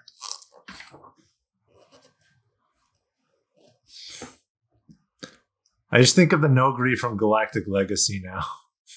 Or just Jedi Academy in general. Or Revenge of the Sith game. Revenge of the Sith game? They weren't in there. They were. Am I thinking of different ones? The big blue Jedi brutes. Those are the Jedi brutes are not Nogri. Okay. They don't even have a named species. I thought they were Nogri. They're not Nogri. Ooh. Hold on.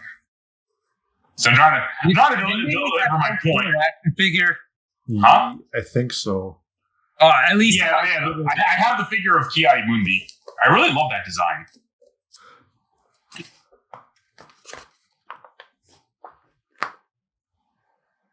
Didn't realize that this was the very okay. No. Almost there. No. Yes. Still no. I'll find it eventually, damn it. Oh yeah, here's like a shot of... Yeah, here's how the Nogri look here.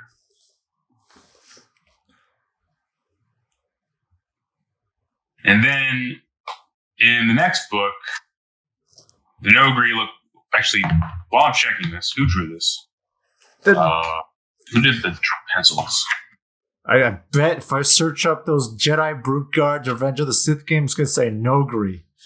I looked on Wikipedia myself. They don't say that. Art, okay, pencils were by Oliver Batine, Sauron was going Fred, to be in Revenge of the Sith. and then who did this one? Sauron. Pencils were done by Terry Dodson, so it's a different illustrator for this. Terry Dodson? That's a very nice rendering of Thrawn right there. It looks like Chad Thrawn. What does he look like? It looks like Leon. Yeah, he does not look like Joe Swanson. In a wheelchair with his gun. Hey, Any weird likenesses to the OT actors. Yeah, I actually think the artwork's a bit actually kind of better. Of course it is. It's not a cartoon. But still, probably my only criticism where's okay. Actually, can I have a clear visual of the Nogri, please? Is that very hard to ask? Short answer is yes. Don't answer that. Revenge of the Sith game. Jedi Guards. Yeah, here's how the Nogri are in here. I remember them looking a little more cartoony from what I remember. Actually, they don't look bad.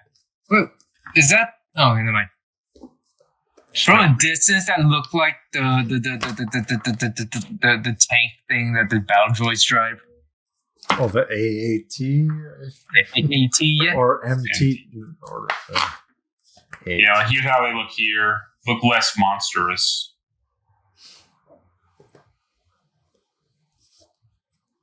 Speaking of bad comic art, next time I'm going to show off the Infinities comics. Really?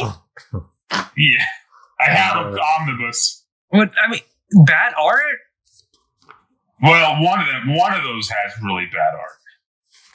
Han Solo with the double-bladed lightsaber. I'll save those for another. That battle for the Return of the Jedi Infinities has the worst art. The other two are actually very good, but they're a little wonky at times.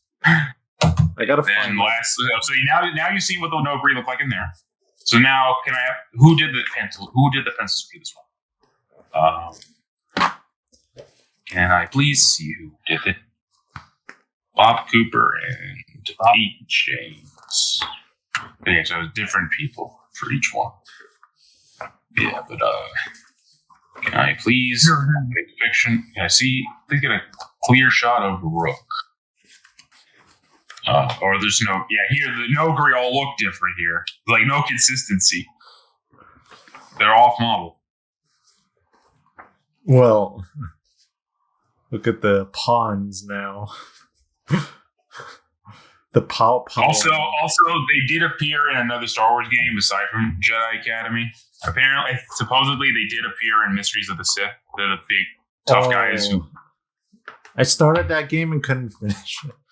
I had to cheat to finish it when I got to like Dromund Cass. It was painful. Then now for the next trilogy I have. I mean, look at the Grand Inquisitor species consistency.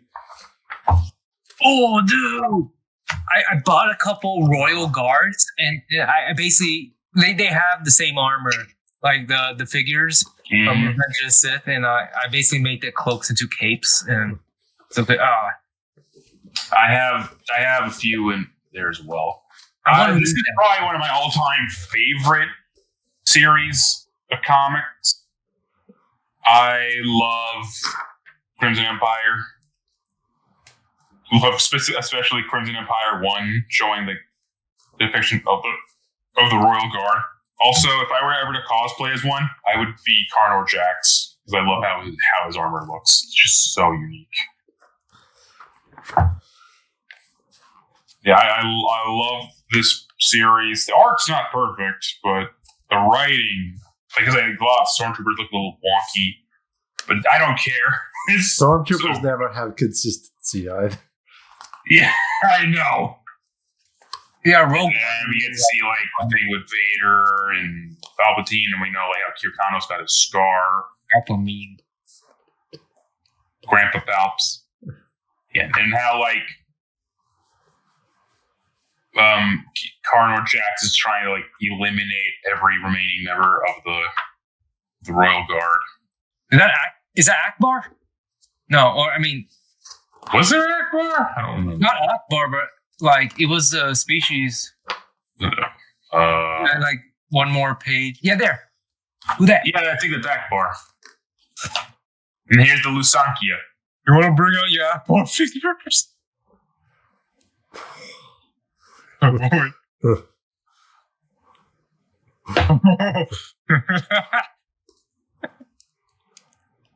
Yeah, he's just chilling right there as I talk about this book. Yeah, but I love this, the dynamics, the character, and like how like the dogma that Carnor Jax carries. It's just very interesting seeing how probably you say years of probably brainwashing does. And I also love the cover gallery here. I need to read this, dude. Yeah, I love this. This is iconic. It is. Jeez. Sheesh. Yeah, then after that, of course, we have Council of Blood, which came out after. Still pretty good. Not as good. Jabba. No, huh? That ain't Jabba. Ezra. Oh, Ezra. Yeah. There you go. Ezra the Hutt. And basically, obviously, following the death of Carnor Jax. Like, apparently, there's a prequel series. Actually, I don't know if it's even included in this copy or if it was its own thing.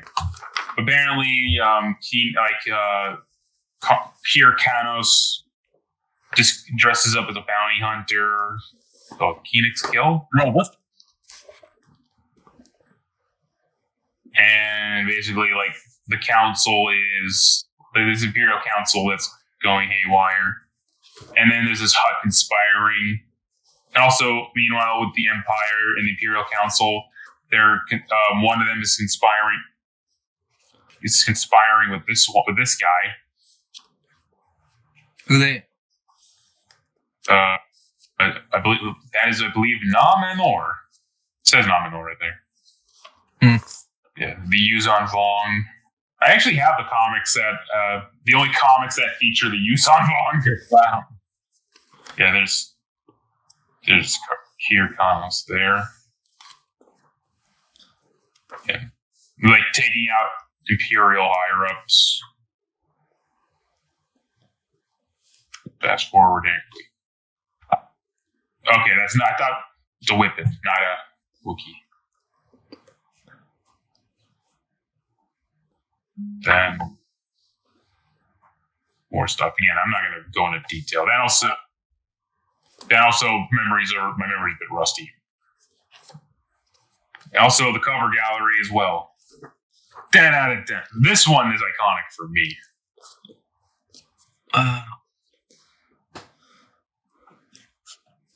Like leaping into the air, about to attack a bunch of like swordsmen. I love it.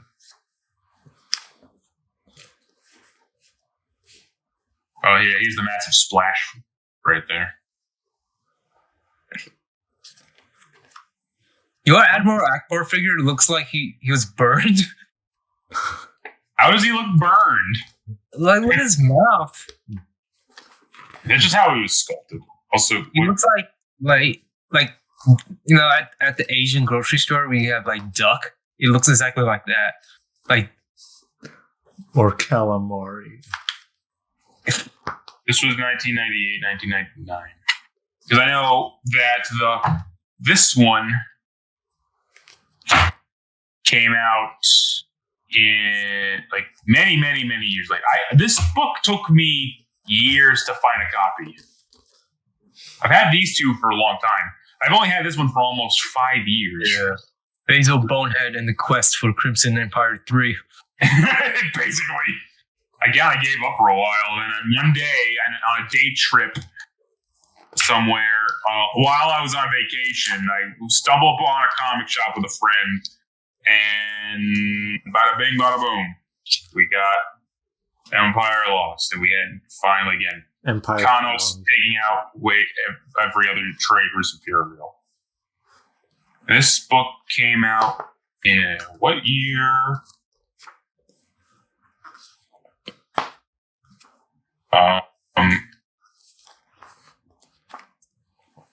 It was published I know it was in the 2000s. 2011, 2012. Yeah, about a decade ago. Yeah, there's like another higher up Imperial baddie they have to fight. Oh, yeah, also, hey, look, an Okri.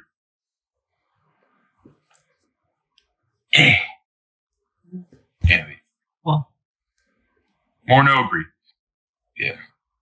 Like in Karnor and Kirkanos is on the run. oh, that's a good Harrison Ford likeness. Wait, where? There. Oh yeah. Yeah, that's actually really good. And Leia's like, yeah, I'm so glad I finally have this in the collection. Because this is pre-active collections. Yeah. Well, I think at the time I didn't think they would have ever reprinted any of these old comics. Personally, I would buy the original copies because I'm just like that. You know, I'm just purist. I'm that way with my music CDs sometimes. Yeah, like the Batman Hush. I wanted the one with the old, like the pre-2011 DC logo, but all three of us has the one from the 2011 printing. Yeah, because I know with those old DC books, yeah, it has the circle, the Milton Glaser logo. Yeah. Like I have like the first printing of Superman. Yeah, that's the Milton Glaser logo. Yeah, I have the hardcover of this too, but it's like sealed in the shrink wrap. And now for these Tales of the Jedi. The one that Dave Filoni tried to report. No. well, screw all this. Ahsoka is the center of it. Ahsoka's the key to all of this. It probably what George told to Dave. Said to Dave. And Dave took it too. He's like, Ahsoka's the I'll key. introduce time travel to keep her alive. Yeah, Dave, you need to maintain time. You need time travel to keep her alive. You gotta make sure she's there all the way up until Luke becomes a Jedi. And Ahsoka sucks. And also Rise of Skywalker, you know. No, she's not there in Rise of Skywalker. Her voice. So hopefully she's dead. Yeah, but so you see the ghost is there on the Rise of Skywalker, so she could survive too. Yeah. Who doesn't know? I was doing something where I was just cracking my finger. Like with Dave Filoni saying like Ahsoka lived post the sequel trilogy, that just grinds my gears. She's gonna appear in the episode 10. Because one thing I think I have established a reputation for myself with some people that I am the resident KOTOR nerd.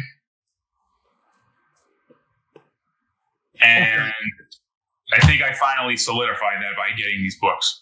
I have an OG paperback, I guess an older paperback. I don't know if it's OG or not. I have the Sith Wars on paperback, but I wanted to get the rest on paperback, but obviously couldn't find them or they were expensive. Blah blah blah blah blah. And so I have these. I'm not happy. Is Sith King Omen in one of them? The Omen. Yeah, Omen. Yeah, he's was it Omen or Omnin? Omen. I called him Omen. I call him Omen. Palpatine 1.0. Yeah, it's basically Snoke. Looks like basically. That's the comic. The way this is organized is that the prequel series to this series is first. So you get to see, I guess, what is considered. Is this the Great Hyperspace War? I think it is, because I think this is Senegar. Yeah, this is Senegar. That's and basically we see, like, obviously we meet Naga Sadao and Ludo Kresh. Looks like Lawrence of Arabia. And obviously Mark Aragnos, because this is I think this is the first appearance of Aragnos. If I'm not mistaken, that's Exar Kun on the cover. Or not? No. Dash that is no. Ulik Teldroma.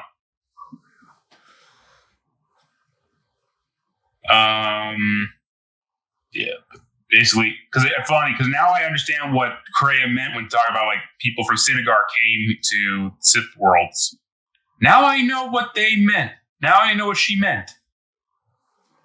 Well, the books have always enhanced KOTOR and SWTOR. Well, this predates KOTOR.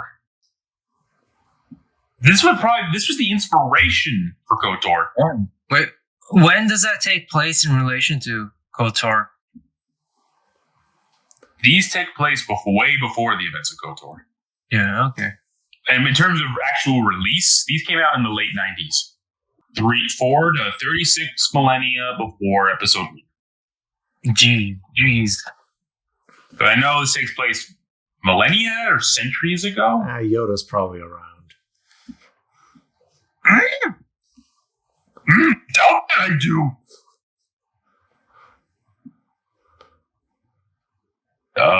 Start over miners. Basically, like, the Senegar spacers are basically manipulated by the Sith.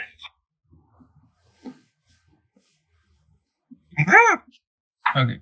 And then, again, I'm trying to skip ahead to get to the the other stuff.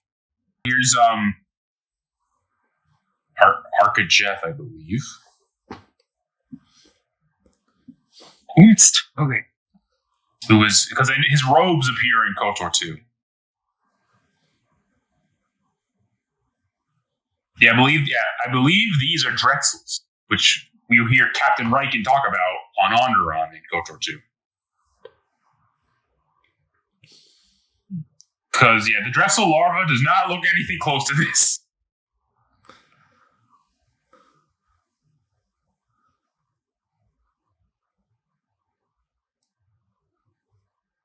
There's only so much that could have fit in the game. Yeah, also, apparently, even the Tyrantitech was actually just taken from another game. The model for the Tyrantitech in the first KOTOR was taken from another game that BioWare did. And on top of that, the Basilisk Ore droid that's in KOTOR 2 is not a Basilisk Ore droid. It's a Star Viper. I'm hoping someone in the KOTOR community eventually does make a mod where it replaces the Star Viper with a real Basilisk Ore droid. Is that what it says on Wikipedia? Yeah, it says on Wikipedia. I'm like, I didn't put 2 and 2 together until I read that.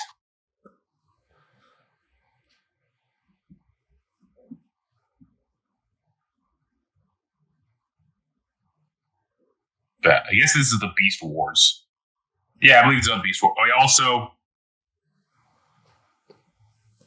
I believe that's a Boma.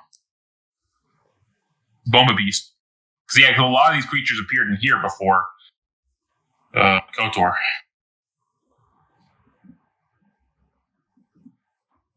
Because I know, like, I believe the Toccata also appeared in here. Well, I think most of it connects more to KOTOR 2. KOTOR 2 expanded a lot more on. Like, it's the type of game you can play multiple times and still find new lore and sections. Same with KOTOR 1, because there was things about KOTOR 1 I didn't really, I guess, pay attention to at the time. I guess through dialogue, but KOTOR 2 has more visual Easter eggs. This is the skeletal remains of Freed and Nad. Because I think they moved, because he was originally on Onderon, and then they moved his body to Duxon. If I remember correctly. Oh yeah, also I believe this is the first appearance we see of Nomi Sunrider, as well as Master Thawne.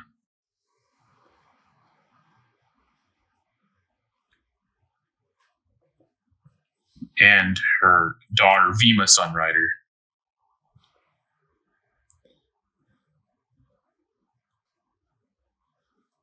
It's weird to think that this Triceratops-looking thing is a Jedi Master. Triceratops. Doesn't he look like a Triceratops? What? The one on all fours? Yeah. Jesus. That's Jedi Master Thawne. I thought Bruh. Tiger Jedi was the weirdest. Yeah, he is a chucked guy. That art is so like 90s. It's charming in a way. It's nostalgic. I like it. Yeah. It reminds me of like the old YouTube grain videos, like low quality YouTube videos.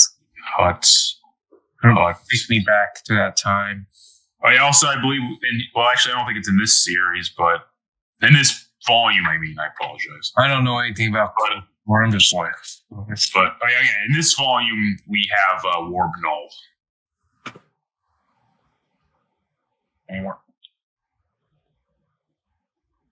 If there is Warb Null.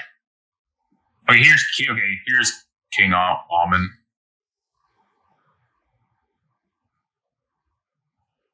Yeah, because you see how Onderon was like very like corrupted in the dark side. Oh, dude. The harness that they canonized in Terrio. I wonder if Filoni will ever incorporate that. He's covered Onderon. Filoni doesn't care anymore. Also, because I heard you guys were talking about Korriban. Both Morban and Korriban are both correct in canon. Yeah. So does it depend on how people call it in universe, or is it actually a retcon? I don't know. I don't know how it works in universe, but I just know I'm going to call it Korriban. Yeah, probably me too. I'll say either or, honestly, actually. Against Almond, which, he looks like a shriveled corpse.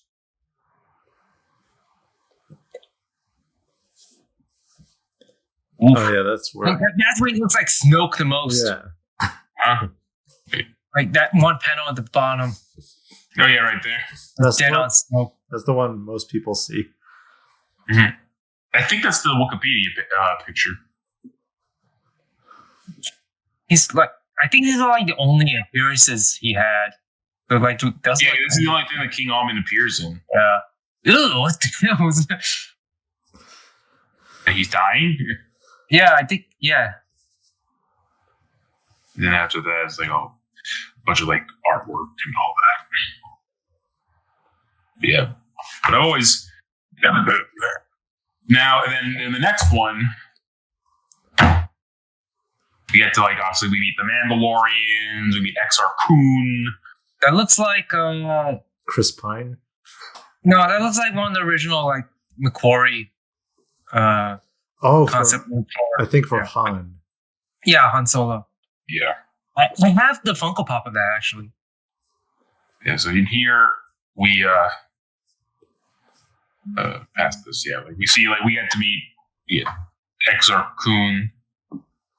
In the early years, he used like dual wielding lightsabers. But you see like how eventually his ambition gets the better of him. Like how he slowly like turns to the dark side. Eventually accepts like the Faustian bargain. Faustian deal by I believe the ghost of Frida Nad. So I believe it was Frida Nad's ghost that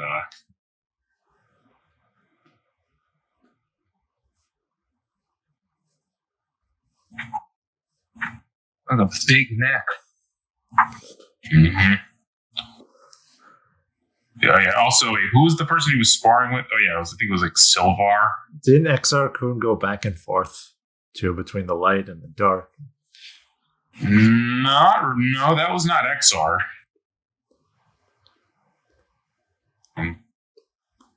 Or is that? No, that's not Silvar. Is that Agentapal started the Sith, right? He was one of them. The original broke off. That's Credo. Okay, that's the partner / lover of Silvar. Credo turns to the dark side. Silvar remains a Jedi. And it's Silvar who gives him the scar on his face. I remember that. He goes to the dark side thing. He does like very dark side things. And he takes on this beast, like accepting this Faustian bargain. There's Oud Banar right there. Teaching Nomi, Sunrider. Because I remember the first time I heard about Nomi was through Jolie Bindo and KOTOR.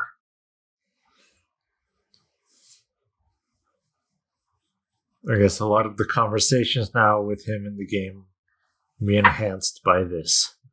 More context. Yeah.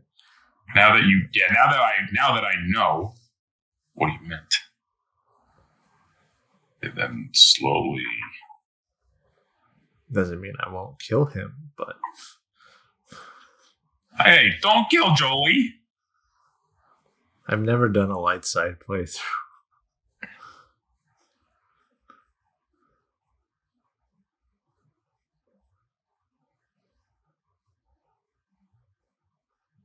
And eventually, with bro, that guy's wearing. Yeah, because I know here, like Ulick slowly turns to the dark side. I swear to God, I thought that was a crop top, and no, they were bandages. No, they're bandages. Yeah. Also, I really don't like the art in this. It's not the best. Looks like Mr. Sinister. Because here they have the marking on the foreheads. Yeah, and then this leads into the Sith Wars arc. Ulick gathered all the Jedi to fight for him.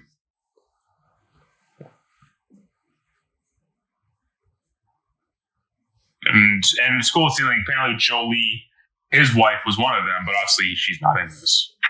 I'm having a Mandela effect with that too, because did she? Oh wait, no, he did mention that, did he? Yeah, he does talk about it. Also, I really enjoy the artwork in the Sith Wars arc. Right. I also first appearance of a double-bladed lightsaber in Star Wars. Oh, okay. Because this predates. This predates Phantom Menace. You think George looked at this? Yeah, give Han a double-bladed saber. Yes, give Han a double-bladed lightsaber. Actually, let's give it one to this new character, Darth Maul. He's also make sure he looks like something out of your worst nightmare. And let's make him the reason Han becomes a smuggler. actually,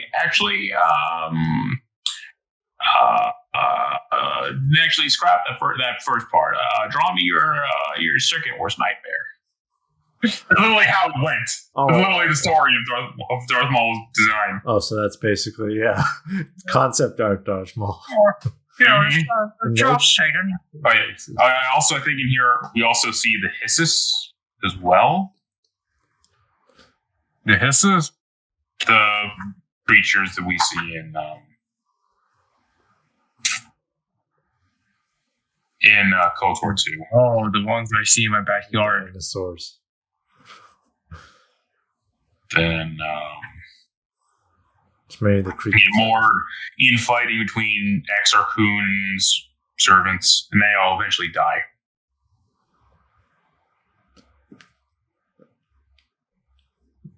Which this basically explains how the Sith killed each other. And basically Ulic turned on them. So at this point, also Ulic's also and prior to that, I might as well mention, because I'm stupid, because we also see him challenge Mandalore the Indomitable. I don't remember what page it's on. Oh, wait, here it is. Yeah, you see him fighting Mandalore the Indomitable. And basically, again, adds context, enhances what's said in KOTOR 2 when the Mandalorians talk about being loyal to Exar Kun. Even though it was more Ulic than Exar. It's important to listen to everything the Mandalorians and Canderous talks about. My boy Canderous. Beautiful boy. And then he obviously eventually leads to him killing his own brother. Oh, this is reminding me of another Star Wars story. I forget, there were twins. And they broke off to, I guess, control their own sectors or empires. Yeah, basically, he kills his own brother, and then in that devastation, Nomi basically removes his ability to feel the Force. Use the Force. Also, like Arcan and Thexan. I can never say his name. I do not follow that stuff. I've checked out of SWTOR years ago. The Knights of the Fallen Empire and Eternal Empire. And there's Eternal Empire, there's also Fallen Empire. They're basically like very similar to all this. Yeah. And then eventually we thought Mandalore was killed. And that on Duxon. And then we get Mandalore the Ultimate. And then Revan will eventually kill him. Then we see like an aftermath years later of Ulic traveling the galaxy. And he returns to the decimated Yavin 4. Following Exar Kun trying to free his spirit and try to spread it across the galaxy. But obviously the Nobi and company used the Force to stop that. So it just leads to the decimation of the surface of Yavin. Also very Darth Vitiate. And then at the end, I always love the ending battle. It's just so haunting. It's Exar's spirit calling out to Ulic.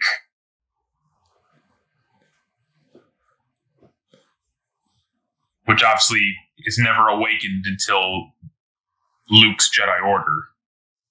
And now for a slight detour, because this comic slightly detours.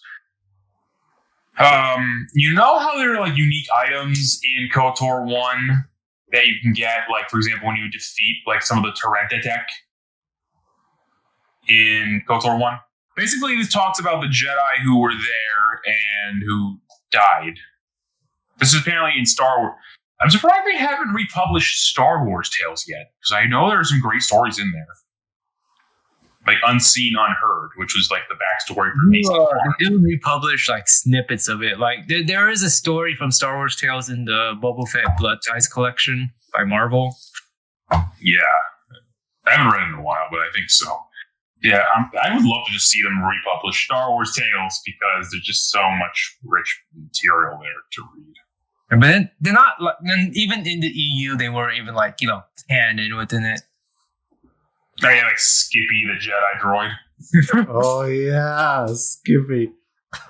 And there was this like one I just remember, I just know that series because I know that's where Unseen and Unheard are from, which is the Destruction of Qatar by Darth Nihilus. So yeah, basically we have here 3 Jedi.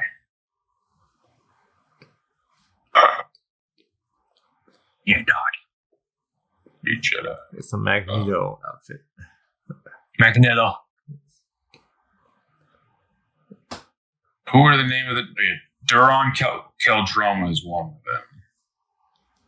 them. Duron Keldroma, Chalet Nur, and Gunhan Serish. Because I know, like, the circular Sharesh is the headgear. The Shayla thing, the lightsaber crystal? I think it was. And Duron Keldroma were the robes. I remember that.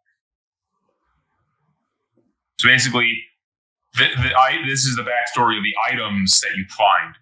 Because this is all about the Terentatex. The Great Hunt, I think it was called? So much lore.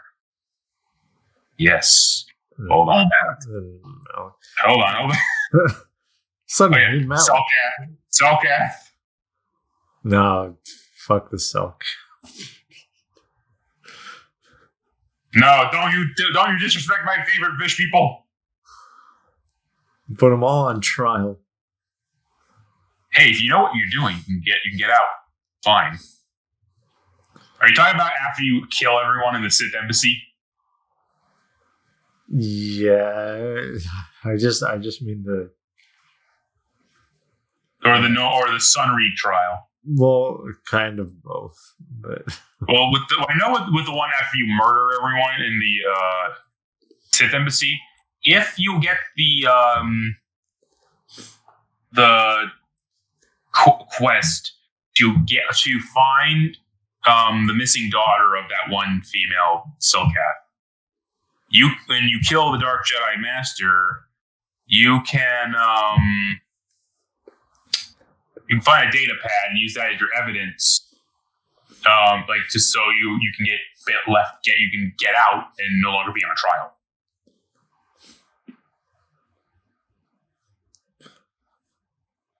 Do I have to teach everyone everything? You think because you and I are both the KOTOR nerds here. You think I would have thought you would have known this. Didn't that tie into that's a different mission. The one where you have to go? No, that's a detour. There's that pirate ship. Not in water, but I mean in space. There's just a random ship and you infiltrate it, take the bridge. That's the Leviathan.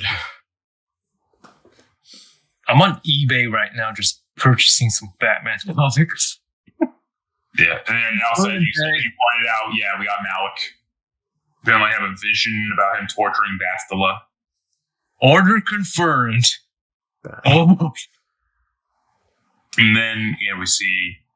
What's going on with that?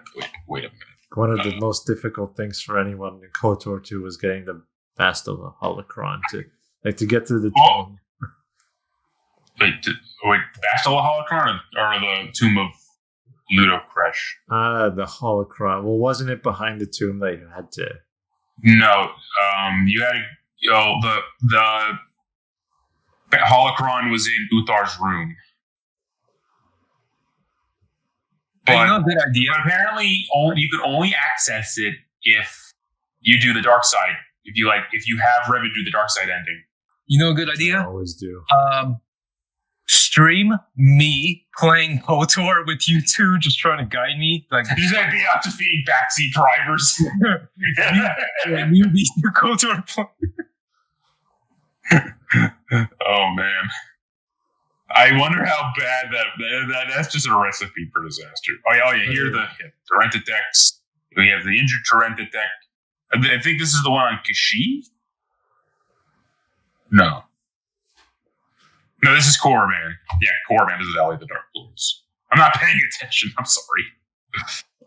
But basically, because Duran Keldroma dies here by the hands of this Torrenta deck.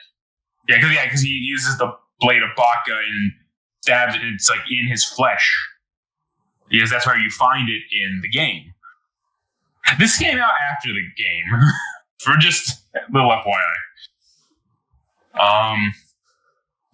Yeah, then following that. KOTOR is one of those games where you can find all these items with talking to specific characters and taking over camps. Well, in this case, you find these by just exploring the world. Well, yeah, it's part of it. Because again, Duran dies in the Chirac cave, and then as we see, she dies here, which is the tomb of Naga Sadao, where those two Torrenta deck. Yeah, but that came out in 2000. And this is actually the conclusion to the. This is after the events of the Sith Wars, with Ulic. Well, it's like years later, and everyone's older. I have mixed feelings about this series. Mainly because of the ending. I really hate how Ulic goes out. Oh yeah, no, I remember this now. Yeah, I like seeing how, everyone here, like showing where all the Jedi are now, and like reestablishing the order. And like Nomi is older, Vima's older, but obviously she's still a rebellious child. Also, I really like the artwork. Some of it's good, not all of it, but some of it's very good. Same person, I believe. Shows how much he's evolved as an artist. Yeah, also, this is, I believe, the first appearance of Renvar, or throwback for everyone who loves Battlefront. I was about to say a Battlefront specific. Yeah. Sylvar is still not over the death of her partner, still blaming Ulic. Ulic, as he has a lightsaber he can still use without needing the Force. He's still, traumatized over what he's done, his war atrocities, and him killing his own brother. You would find a lot of these similarities in the SWTOR and its expansions.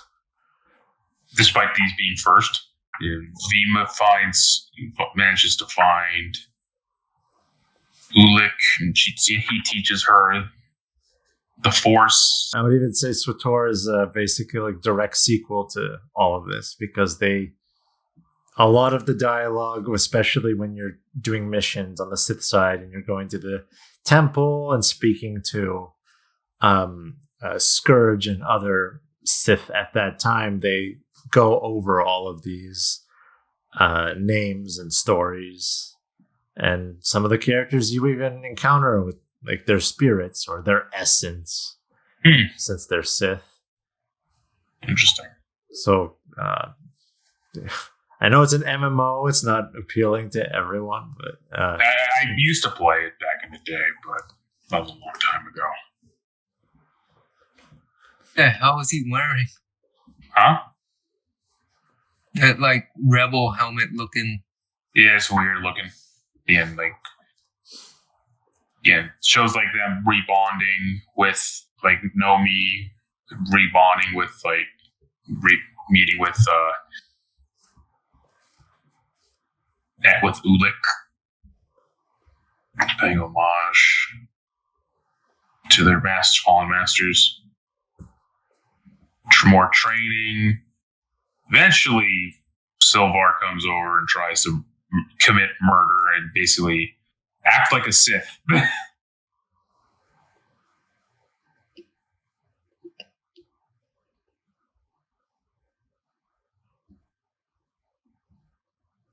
It's because of this I don't like Sylvar. She acts very un-Jedi-like.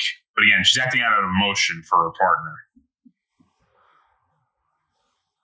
It's Ulic's not trying to fight back. Yeah, here's the part. This is the part I hate. Right here. Where he just goes out? Like a punk. I hate that so much. I'd rather have seen Ulick go out like a hero, make a massive avalanche, and he manages to regain his ability of the Force to save the people he cares about, and he dies in the avalanche. I'd rather have that happen. Apparently, this is the original Dark Horse printing coloring of the first comic in the series, with the old coloring and shading. It's like really bright shading. The absolute version of Killing Joke that I have has that as well.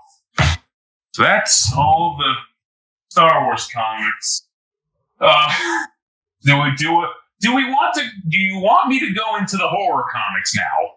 Horror. I would be like miscellaneous right now. Yeah. Okay, so just a couple I have here. Just good stuff. Yeah, I'll let you go through because I know I take forever. He-Man. So DC Universe versus Masters of the Universe is basically the New 52 Justice League versus the version of He-Man at the time, which I actually like how this looks. Like the more armored, more modest He-Man. I like this design. Toy He-Man. But yeah, basically something happened. I don't remember. DC had a lot of interesting crossovers. What about He-Man's mom going to Earth, stuck on Earth or something, and then she meets with one of the Earth magicians? I don't know. But Skeletor looks he looks like Megatron from last night. Constantine, damn. Oh yeah, we got Superman blasting at the He-Man. Neil Gaiman's written DC stuff too. Yeah. I mean, yes, he did. Tila. There's Black Orchid and Sandman, to name a few. Well, I mean, he's also done some crossovers, or Actually, he also did a thing for Batman Black and White, funnily enough. A lot of nice art in here. The composition's not perfect. I mean, like a lot of negative space there. Yeah, probably one day we'll just have to go do a deep dive into some sort of series of comics. Martian Manhunter versus Battlecat. Damn. You could turn into Battlecat. Yeah. This is a really funny Batman panel where he tells the Justice League. I have a Batman crossover with Judge Dredd. Oh. And it basically Batman scolds Dredd for killing. That's Justice League to get off his lawn. Get off my lawn. Get off my lawn. Get off my lawn. Oh, and this reprints the very first appearance of He-Man, in the very first He-Man comic, which is a Superman crossover.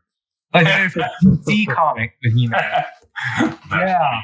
And it's kind of a stupid comic. Superman would lose because he can't handle magic. He wouldn't. Yeah, he is vulnerable to magic. They get into a scuffle, and this is really nice panel of He-Man on Battlecat and Superman going off. I don't know, save Grayskull or something. But yeah, this the very first. My power originally made me shot his cat. I want to see Wonder Woman. Unused art. Very nice. And then there's some just promotions for New 52 stuff. We have He-Man and Thundercats. I haven't read this yet. I don't even know anything about Thundercats. I just have it. But I know this really funny panel. I just know them for being glorified toy advertisements from the 80s. Aren't they just the furry versions of Masters of the Universe? They basically, whenever I see them, this is just. Oh yeah, dude. There were a lot of rip-offs of He-Man back in the 80s. One of them was called Galaxy Warriors. Oh yeah. That's just a bootleg. She look. Yeah, that was the amount of time Skeletor gets the power of Grayskull. God. He gets it in Revelation. He gets it in another comic I'm going to show. I can do the Skeletor voice actually. I'll do it when I find it. You will win. Go fight that wonder horror.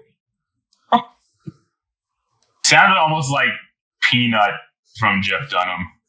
Oh. Back yourself, He-Man! You bitch! Anyway. God damn it! You always spoil my plans. I am constantly boned. This is the best one I have. He-Man, the masters of the multiverse. Oh shit! It's basically Turtles Forever. I want that made into a movie. Then I'll consider that the second best multiverse movie. There's a lot of deep cuts in here. So first off, it starts off in I don't know what version of He-Man this is like its own whatever version I think they meant to dispose of, but the main antagonist here is Black. He-Man. He looks exactly like Anti-Eternia He-Man. Are you sure it's not Fakor? No, it's not. It's not. This is from so this is German audiobook called Anti-Eternia, and this is that was the first appearance of this He-Man, and he was made into like a toy, and now he's in the comic book. He just destroys like this universe's, Scarecrow. I mean, Skeletor and He-Man. The main protagonist in this story is basically like Keldor, like a universe where Keldor was a good guy. Basically, he was like the Prince Adam of the universe. I'm like Plo Koon? Keldor. Galore. I enjoyed him in the Revolution. Yeah. Oh, we got. This is the mobile game, He-Man. This is actual like Masters of the Universe mobile game. And this is I am the master of microtransactions. I'm master of microtransactions. Give me more money. Master of the mobile market. And look, it's the mask. Wait, what? Wait, so It's not him, but it looks like him. This is better than Spider Ham or shit. And or Batman. they go into the freaking New Adventures of He-Man universe. But so yeah, he has a lightsaber. Yeah, he's a lightsaber, and that's supposed to be the power sword. So they basically made a different universe. I think in the original like cartoon, it's supposed to be a continuation of the Filmation, but no, it's probably like now like a Val Kilmer and George Clooney thing. They're just a different universe from Michael Keaton now. Movie He-Man's here. Like Dolph Lundgren, He-Man's in this comic. He plays an important role. This is painfully meta. Yeah. It's not like Spider-Verse. As long as it's not like any really dog shit comedies. Yeah, no. Oh, this is the New Adventure Skeletor. I have an action figure of him from like the Masterverse, 7-inch. He looks like something out of Skeleton Warriors. Yeah.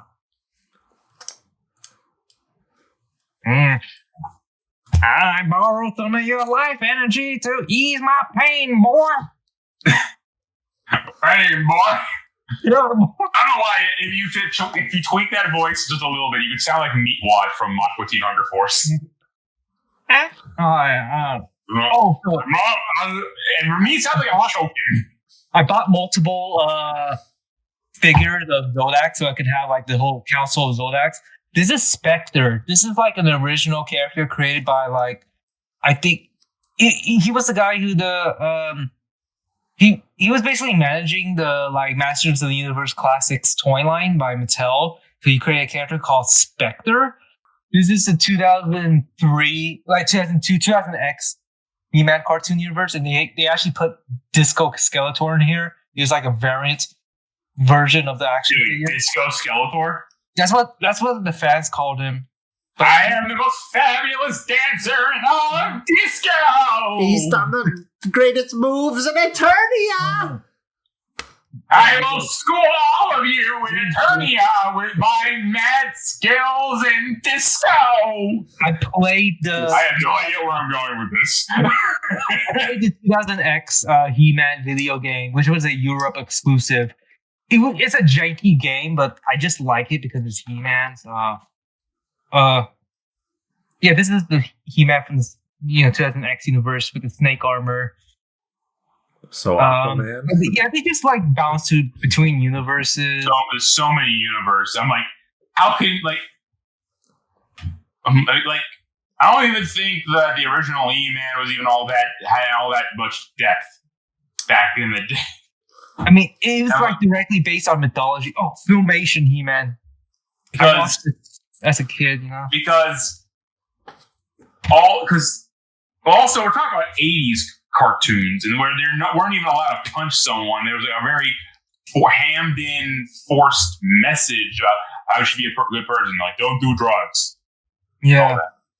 So yeah, we got Black He-Man versus Galore. Oh boy. There's so many bad jokes. I'm not going to go there. Yeah, I will. Not much here, but half of Keldore's face gets burned off, and this scaly Skeletor, like half Skeletor. It's too fake. There you go. She looked more scarred. So this is the original He-Man. He was conceptualized as just a random barbarian who just comes in and this is before they invented the Prince Adam persona. He's just a god who just comes out of nowhere. Oh, and instead of having a sword, he has an axe. Yeah. So he's more like the Onan barbarian type. Primal He-Man. Less Primal He-Man. That's actually what the Revelation Primal He-Man is directly based off of. But these are the classic mini comic versions of the characters that first came with the action figures before they made the cartoon. It gets. I think my favorite one of those really corny anti-drug PSAs will always be the one with Lou Albano. Drugs are people who do drugs. They are not your friend. I'm paraphrasing because I don't remember exactly. But you go to hell before you die. Please. There's a bunch of different He-Men. There's the freaking Ranger He-Man. There's female He-Man. There's actual Black He-Man. Female He-Man. Furry He-Man. Woman. That is Fee-Man? She-Man. She-Ra. She-Man. She-Man. Oh, yeah. We got a bunch of those. Okay, well, here's where Kildor actually gets the power of Grey Skull. And you probably I can have the power. And the throne. Yeah, that's pretty much it. I think I have the power. It's just the feet, Black He-Man. Whenever I hear that, I just think of that guy from that SpongeBob thing. I have the power. Yeah, I like how they're all drawn to be the action figures. Yeah. They have the weird, crotch, crouch look. I'm they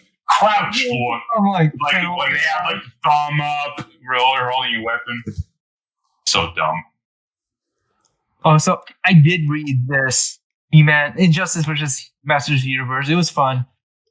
I'm not big on crossovers personally. That's just weird. But I like DC and He-Man. I just don't like Marvel and DC crossovers. Everything else.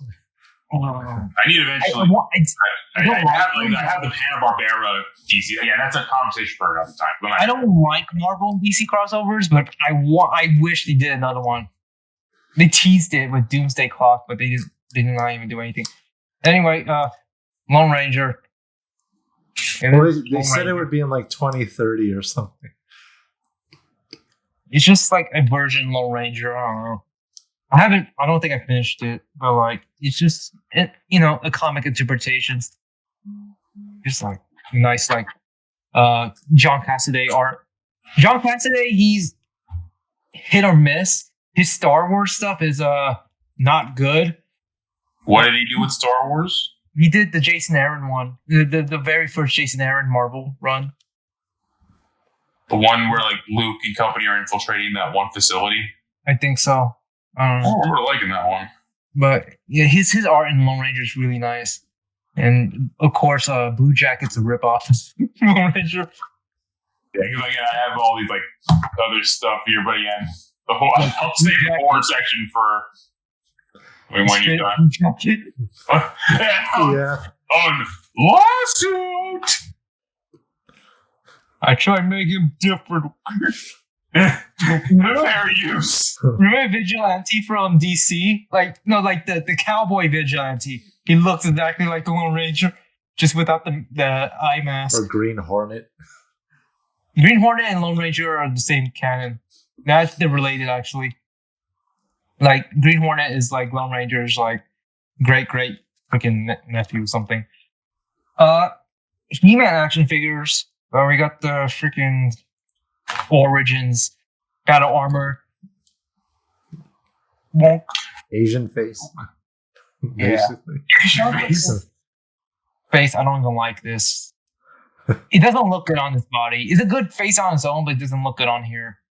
Wait, he looks either surprised or constipated or annoyed. It looks like they're gonna zoom in on him, and he's gonna do that '80s blink, hand drawn. I have a few He-Man I brought here.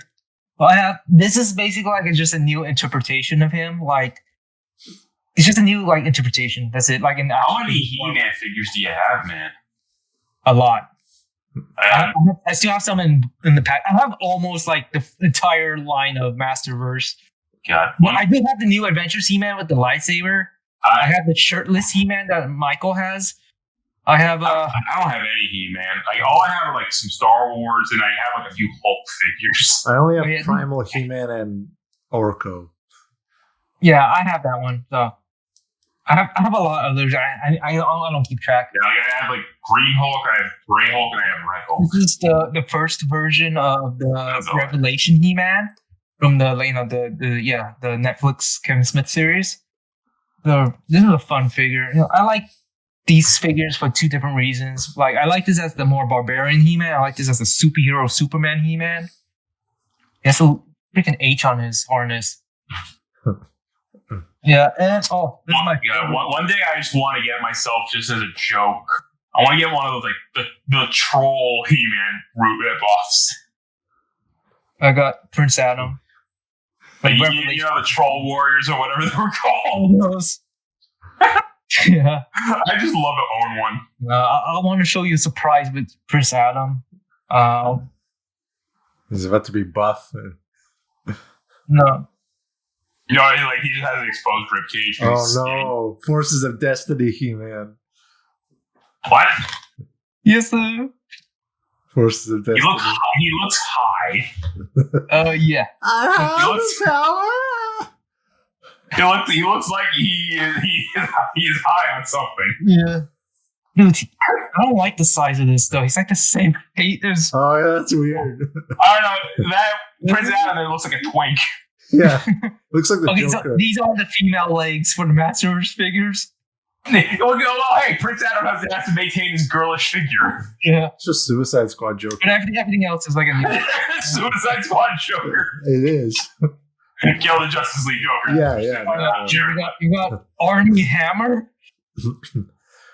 Give me the feet and the human meat. I was expecting you to have Man at Arms, who's like all guns and no organs. I just think of the actions thing, like when you have to fill out your thing in a medical form, like mostly guns. Help me, Inspector Gadget. Yeah, I don't know where else to put this. Dr. Claw from Inspector Gadget. This looks like a drawing. Chicago. It's like one of my characters. The Enchanting Terror, I'm still drawing it. Not better than my 2019 Batman. What the hell? But the reference photo I used for this, I mean, I combined a bunch of references, but the main photo that made me want to draw this is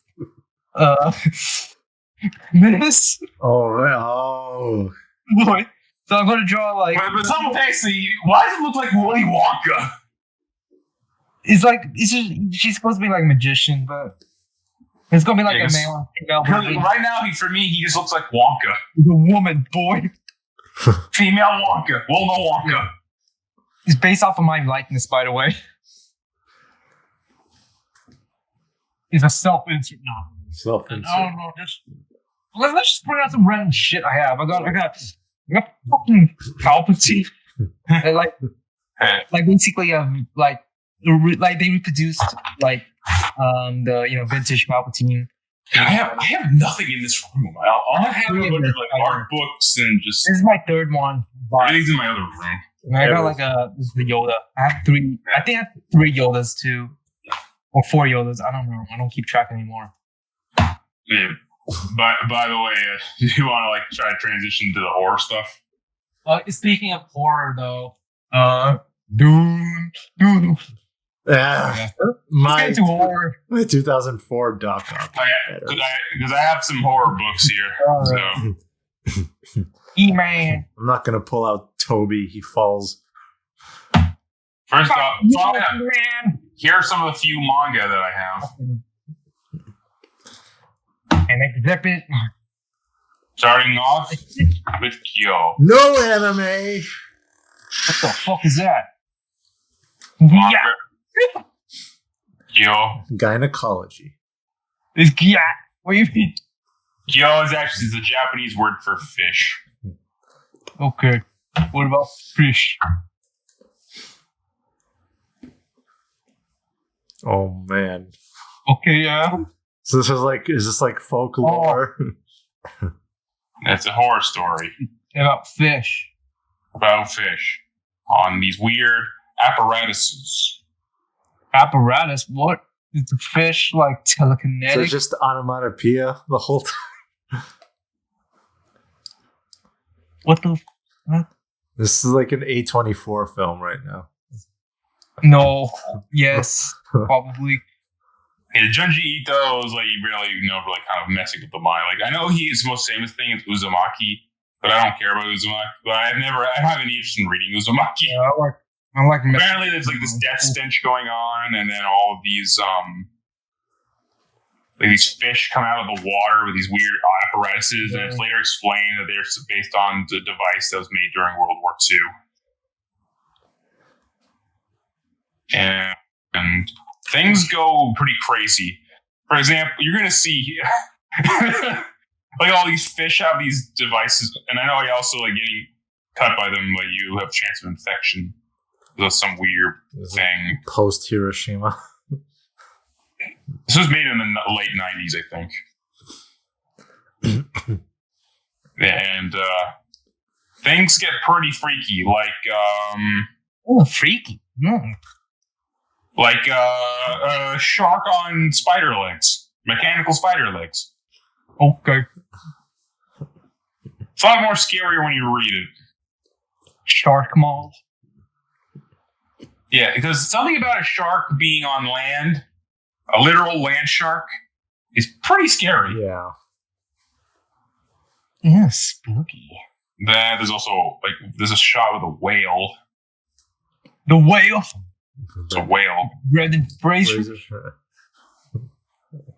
Where there's a hammerhead right there. So they all. That's my favorite. That's my favorite. I always love sharks. They all have spider legs, basically.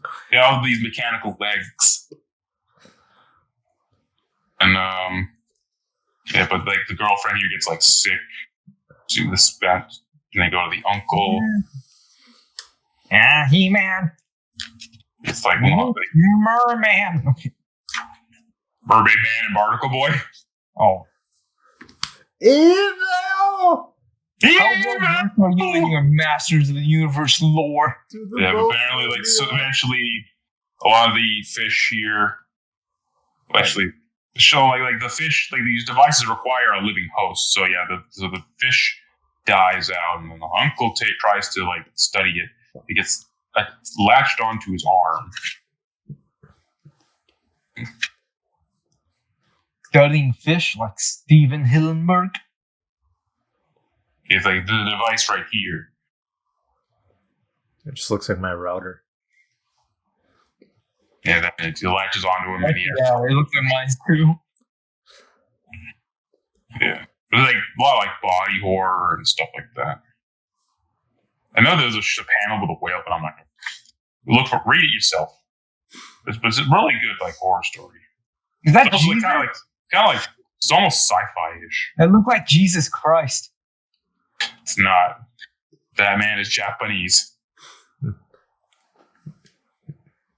But later on, like the girlfriend gets like infected to a point where like she's like monsters. But then as later on, skipping ahead, like you know what this reminds me of? You ever played Scooby-Doo Night of 100 Frights? No, I've not. Oh, okay, so there's this like fish harbor, and like there's a bunch of fish that kill you. Yeah, but slowly the fish are dying off. So these machines take up humans, and like the girlfriend's now on a more advanced version of that. Eventually, like the uncle dies, like from this horrible thing. Yeah, and they're like covered in like there's like some of these have like bodies on them. Some of them even have like multiple bodies attached to them. Really, it's very freaky. Freaky. I had a more messed up dream than that. You match my freak. Yeah, but it's a very interesting story. This reminds me of Marvel Ruins, which I mentioned before. Yeah, you told me about that. And then my nightmares are so tame. Like my nightmares are either like Google Docs being hacked and deleted, or just breaking. Mine are worse. For the other manga that I brought, this is actually considered like one of the first horror mangas ever made. Ooh, that sounds interesting. Yeah, this was made, and this is like I think this book is like now like 50 years old, bro. Yeah, this was made in this was made in the 70s because the creator of this, Kazuo Umezu, was actually an influence on Junji Ito. Basically, I don't speak that language. Huh? I don't speak Asian. I'm just saying people's names. I don't speak Asian. I'm sorry. And then this one, basically, an entire school gets teleported to like another dimension. Ooh, shudder. And it's like almost like post-apocalyptic again. Nothing. It's like not even like an active boy. Like almost like a literal void. But it's supposed to be their hometown of like Japan, somewhere in Japan. I don't remember if it's Tokyo or not. But then like basically they try to survive while like in this and try to like keep organization, like have some sort of like organization, unity. Think of the kids and the adults. But the adults slowly kind of go nuts. One of them being like the lunch lady. Not lunch lady. It was a guy. It's a male. Like yeah, like teachers going nuts. All that. Oh, yeah. But it's very like existential at times because. So was Blue Jacket. No, I think you guys just have an existential crisis every day. Yeah, we do. Yeah, I do as well. Why do you think I write about punching pregnant women? I'm surprised you haven't made a horror story about that. No, that's what the Enchanted Terry is. Because, keep going back. Crazy lunch person. Game. It's like surreal. A bunch of infighting. And, yeah. It's almost like if Lord of the Flies, but if everyone there's organization with all the groups. So only maybe like one group that's like does enough that's like evil, but they side with the other kids. Oh. And that's like these girls. I don't know if they were older, like the popular ones. I forget. I apologize. And Mom, help! What is this about? The Drifting Classroom? Yeah. About a school trying to survive in a weird dimension, in a different dimension. Read it for yourselves. I highly recommend it. So those are the mangas I have. Now for something more American.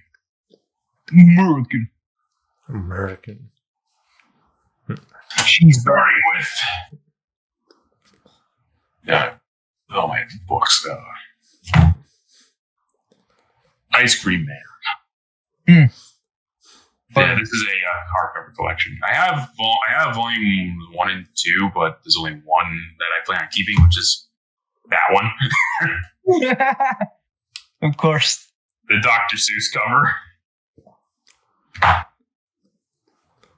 How do I explain this one? It already looks like maybe like Saints Row. Not really. Remember the Ice Cream Man from Lego Harry Potter? No, I don't. That's a very obscure joke. Yeah, but this was done by W.G. Maxwell Prudence. What his name is. Basically, there's like this ice cream man who gives people ice cream and weird things happen. Those goosebumps. I have no reference, so I have no comment. Yeah, like weird things happen. What? Stuff from like weird supernatural events to like things like mental illness to like the ice cream. Well, like what weird stuff happens? Oh, I'm showing you visuals. That's hard for me. Like one happens like where these like couple go crazy and one like the drugs and all that. That's one example.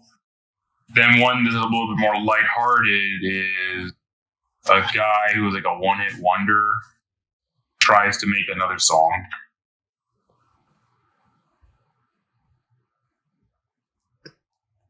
But this stuff can get really dark. Like really, really dark. And so it's like kind of like dark humor at times.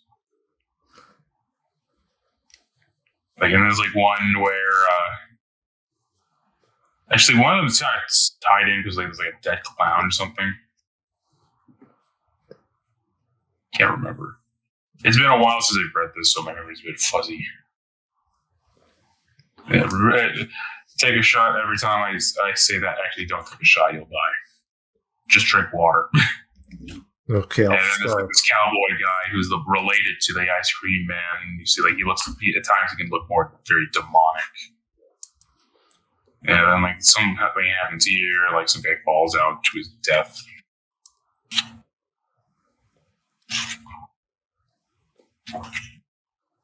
An example. Another one here. What's happened to this one again?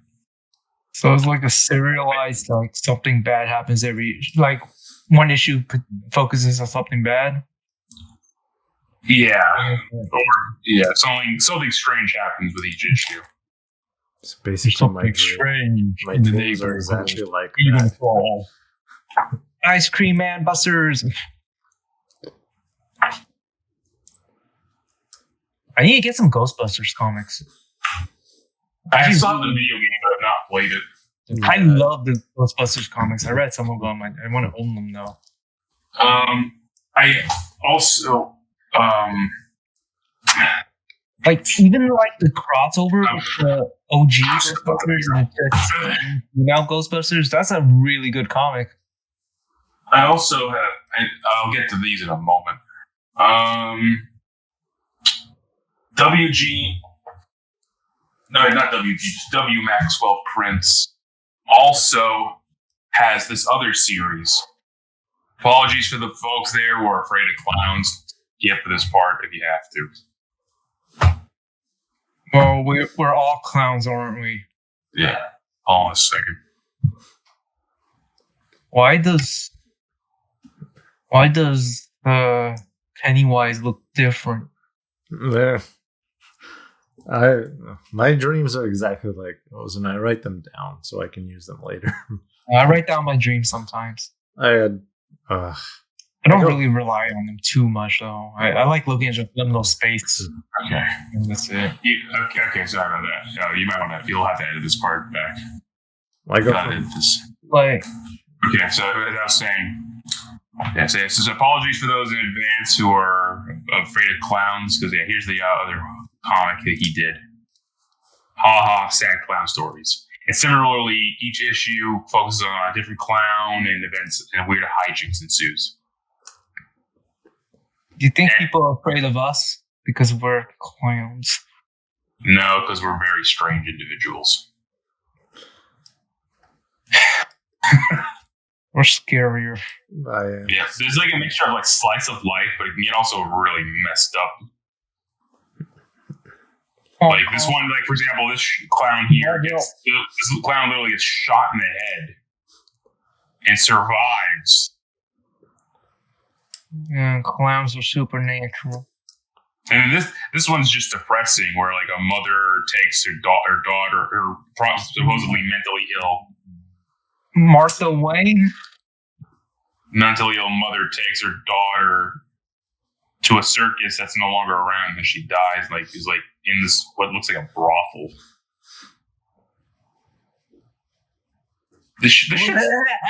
Hey kids! Well deserved. You could have seen the clown. This shit is really dark. Why is Martha Wayne stripping? It's Electra, you dumb. What? And then there's this one here with a mine.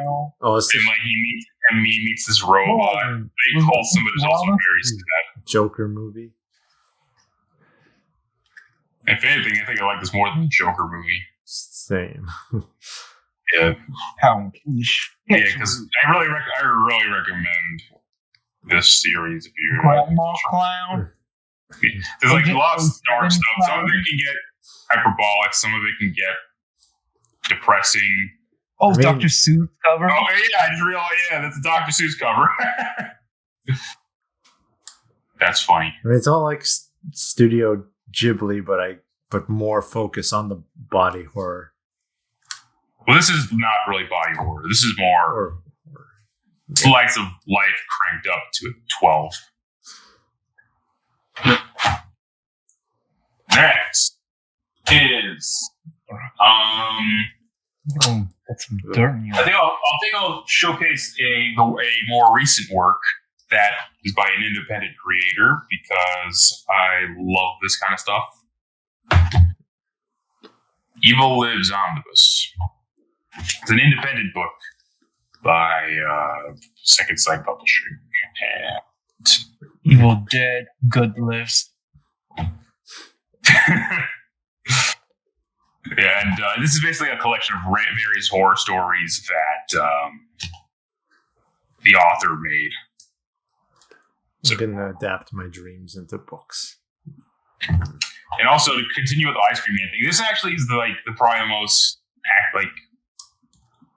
on theme because the other one was supernatural. This one's more realistic, cold-blooded. Where essentially this one man murders people and turns them into ice cream. Mm. And you see his messed up backstory. It's all black and white, so now I don't mind that. Sometimes it's a lot more intimate. These black and white books. I'm sure I'll show more off if we ever do another comic discussion. But obviously, variety is nice with these podcasts. Is that? Yeah. He said other stories. He said it. He said podcast. Deal with it. Other stories here. Weird, like supernatural stuff. Yeah. I think black and white is better for this type of stuff, usually.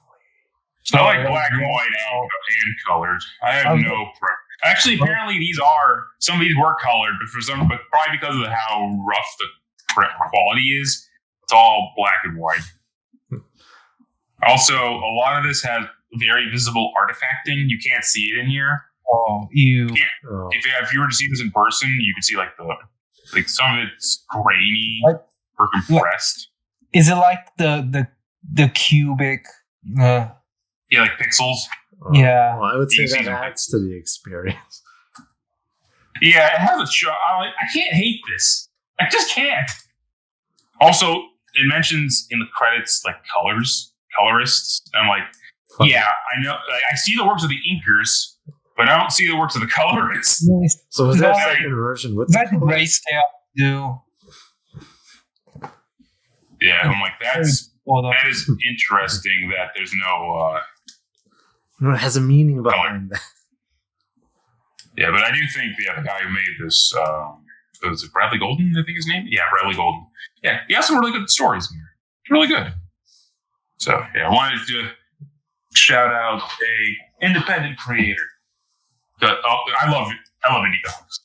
And I have a few more, but I'm going in random order. So, now this next horror comic, which is probably more messed up. I can beat it. Huh? I can beat that. Okay, your funeral. This is Crossed. Garth Ennis. Oh. Also, Jason Burrows is one of the most underrated artists out there. Whoa, your mouse looks like mine.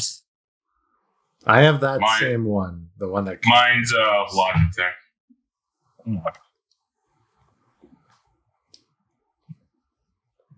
David Lapham. Why does that name ring a bell? Oh, these. But Crossed is probably the most fucked up comic I've read. Or how many of them were written by Garth Ennis? Just this one. Okay. Like the Garth Ennis, Punisher video game. Because imagine zombies that are a little more intelligent, but they exhibit the most messed up, depraved traits a human being could have. Oh, pedophilia. What, worse? There's nothing worse. I'm scared to go into detail, man. Japanese torture. I mean, Stephen King wrote a child. Well, aside from like murder, rape, stuff like that. What? In this one, well, there's rape and like almost like incest. So, Game of Thrones. Game of Thrones. That is so normal in Game of Thrones. Yeah, I know. But here it feels more disturbing. So ultra hyper-realistic. I don't know. And I'm scared to open up this book because I don't even want to show the contents because you have to blur it out. No, don't open it. House of the Dragon has... Because, there's literally, like, really gory bits in here. Well, and literally, like, of people getting torn apart asunder. And some of it is kind of sexual. So if you want to feel uncomfortable, read that. Okay. Next.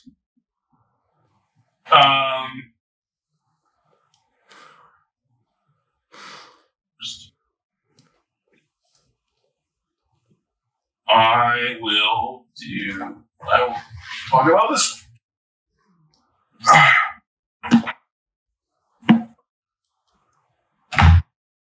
What?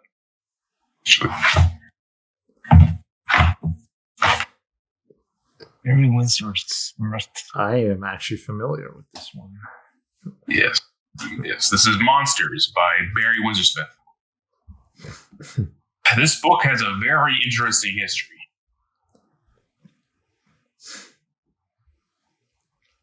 This book took 35 years to make. Jesus. 35 years. And it started as a Hulk story.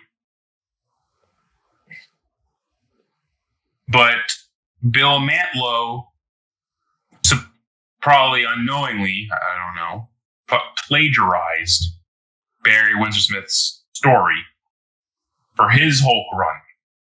But again, we'll never know because Bill Mantlo suffered a severe injury, so he can't really concentrate. He has like severe brain damage. Oh. He like hit his head when he fell off his bike. His motor, I think it was bike or motorcycle. He got like head injury without a helmet.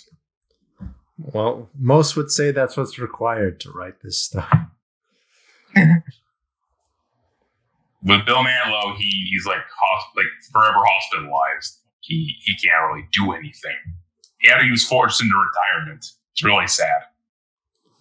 But with Barry Windsor Smith, yes, 35 years to make this. And it's also sad because I know like he suffered a stroke.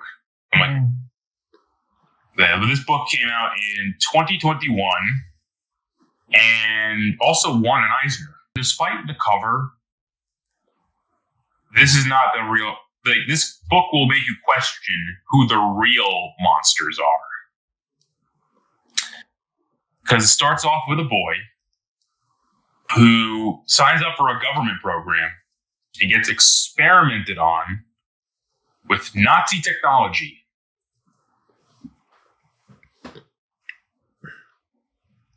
And yeah, it's really dark. And and the fact this took 35 years to make, and Barry Windsor Smith is a really fantastic illustrator. Like the level of detail in every panel, every face, every environment he draws is really impressive.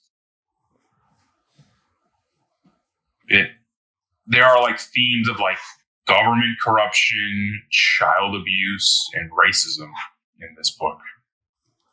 It's all done tastefully, as tastefully as you can get with those themes, and in context to this.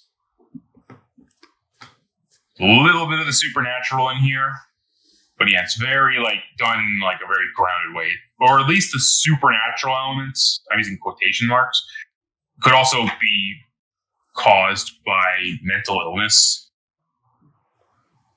Because I don't want to spoil anything for either of you, because I highly encourage you guys to check out this book. Sounds like X-Men, but increased horror element. Funnily enough, Barry Windsor Smith wasn't responsible for Weapon X. But I really recommend this book. It is that good. Me, I think it's one of the best comics to come out of this decade. The only criticism I have, probably that there's just no part, like you can't, so it's not divided into chapters. So you can't like finding a stopping point is hard. So if you want to take a break, you have to like wait till you're to the next scene. I mean, I kind of do that anyway when I read stuff. Yeah, I do that sometimes as well, but I like to sometimes wait until like the chapter or issue is over. Yeah, but that's Monsters. And I think it has deserved the success that it's got, that it has received, because the fact it took that long and turned out that good is impressive. And that second to last. I'm sure as history went on, it had many iterations. Oh, yeah. Because obviously it went from being a Hulk story becoming its own original thing. And you see these families and all these dynamics. And yet everything ties into each other. So and things get explained later on. The next book, I got this at a convention. I was going to say Death of the Family.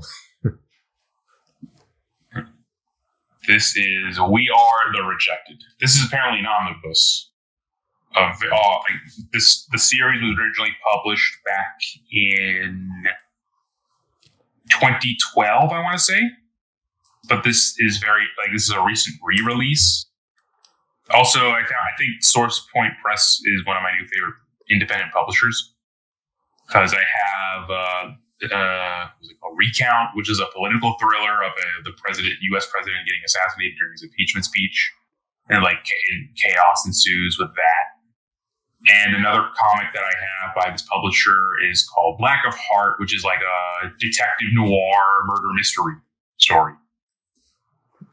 And yeah, they're really, again, I'll probably bring those up next time when we talk about other comics. But this is this series was around for a while, but it's just been reprinted. How the hell do I explain this series? It is, again, very dark. Mostly like in black and white. This story is very dark. And we see a boy who's like picked on and all that. And like he makes this like Faustian bargain with this shadowy figure who's simply known as Mr. Teeth, who like offers him to be part of his family of like these weird like shadow people. Starting to sound like the Acolyte. This predates that. Oh yeah. So this came out in 2012, I believe.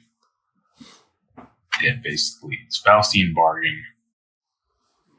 Join their family, and he meets them in a dream. So it's like a thing of shadow people, like supernatural. Well, the guy you see in your room when you're paralyzed at night. Yeah, your sleep paralysis demon. Yeah. But the boy makes a deal with him, and basically they protect him whenever he's in danger. Eventually, they need him later on in life. And later on, obviously, like, family's dead. People are like, people are murdered. And eventually, the boy becomes older. He's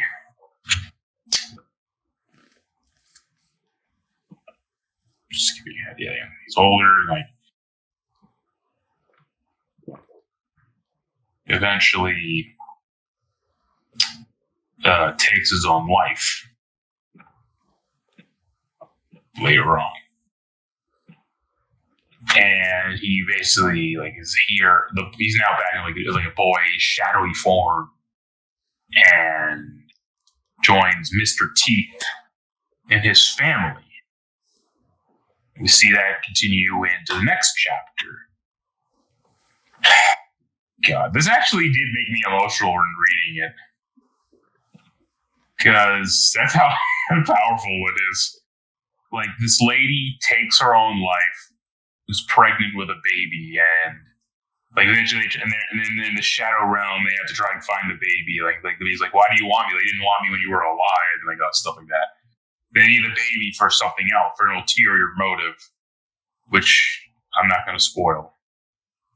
But, and then you slowly learn Mr. Teeth's backstory. Eventually, she does reunite with the baby, but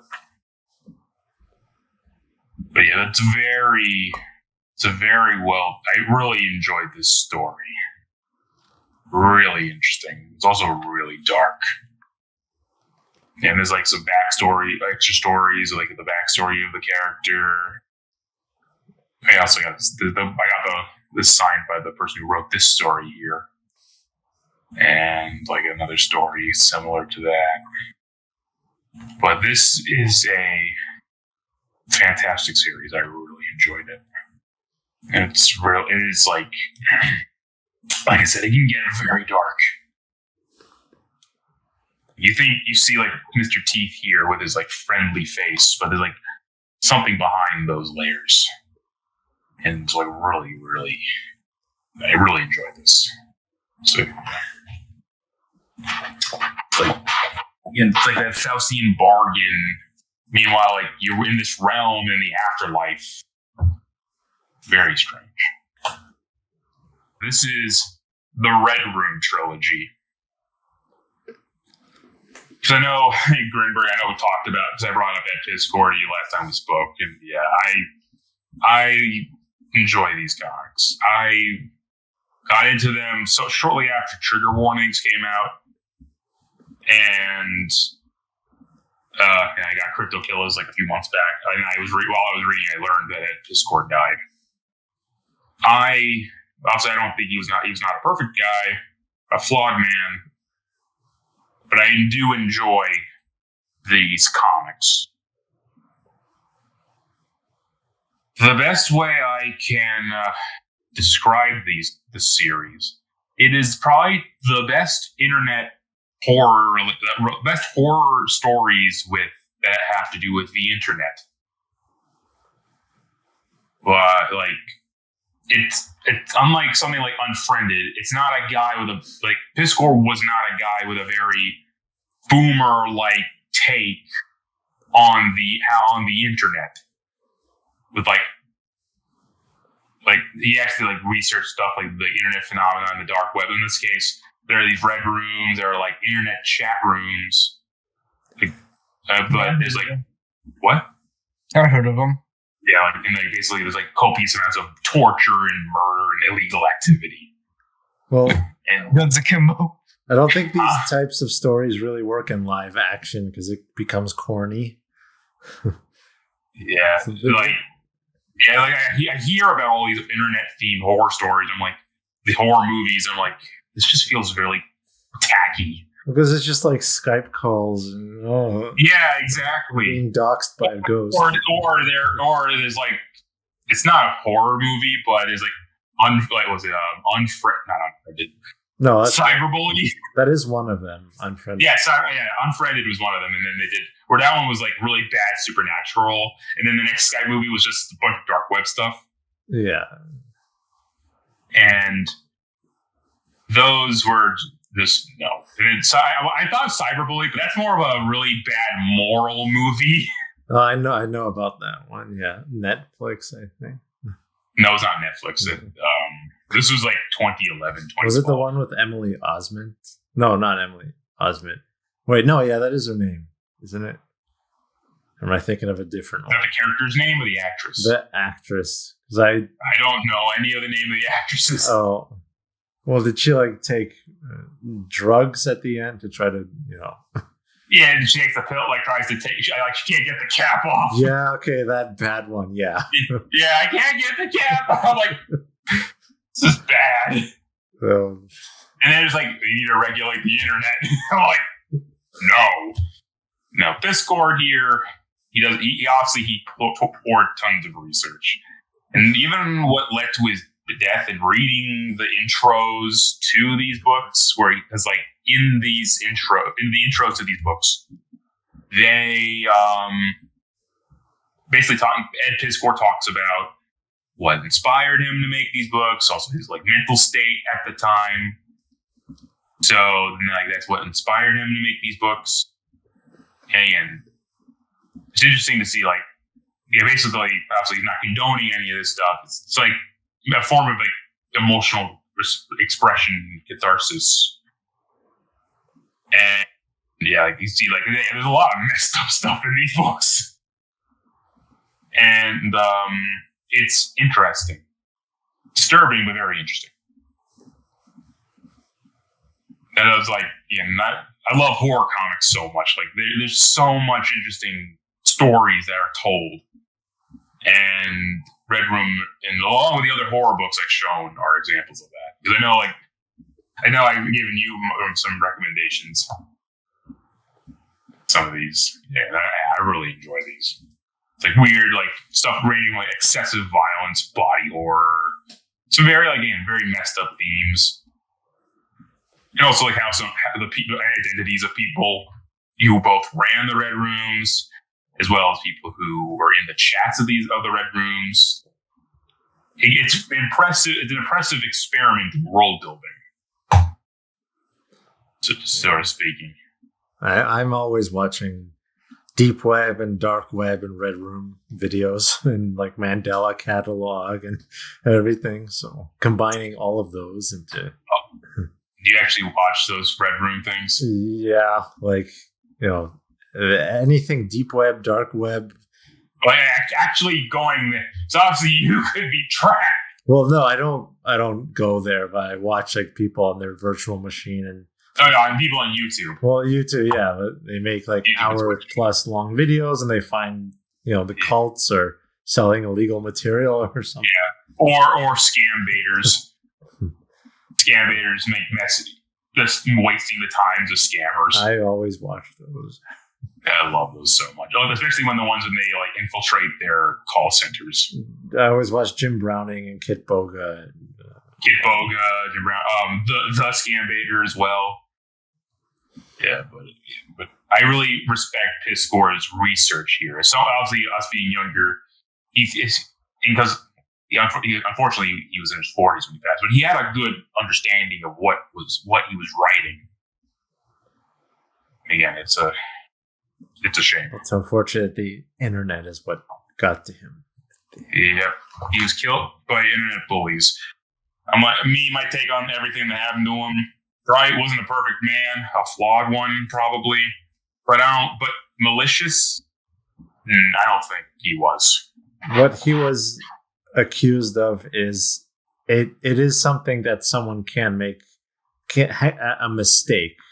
If it's not taken, because when you make such allegations, they can destroy you.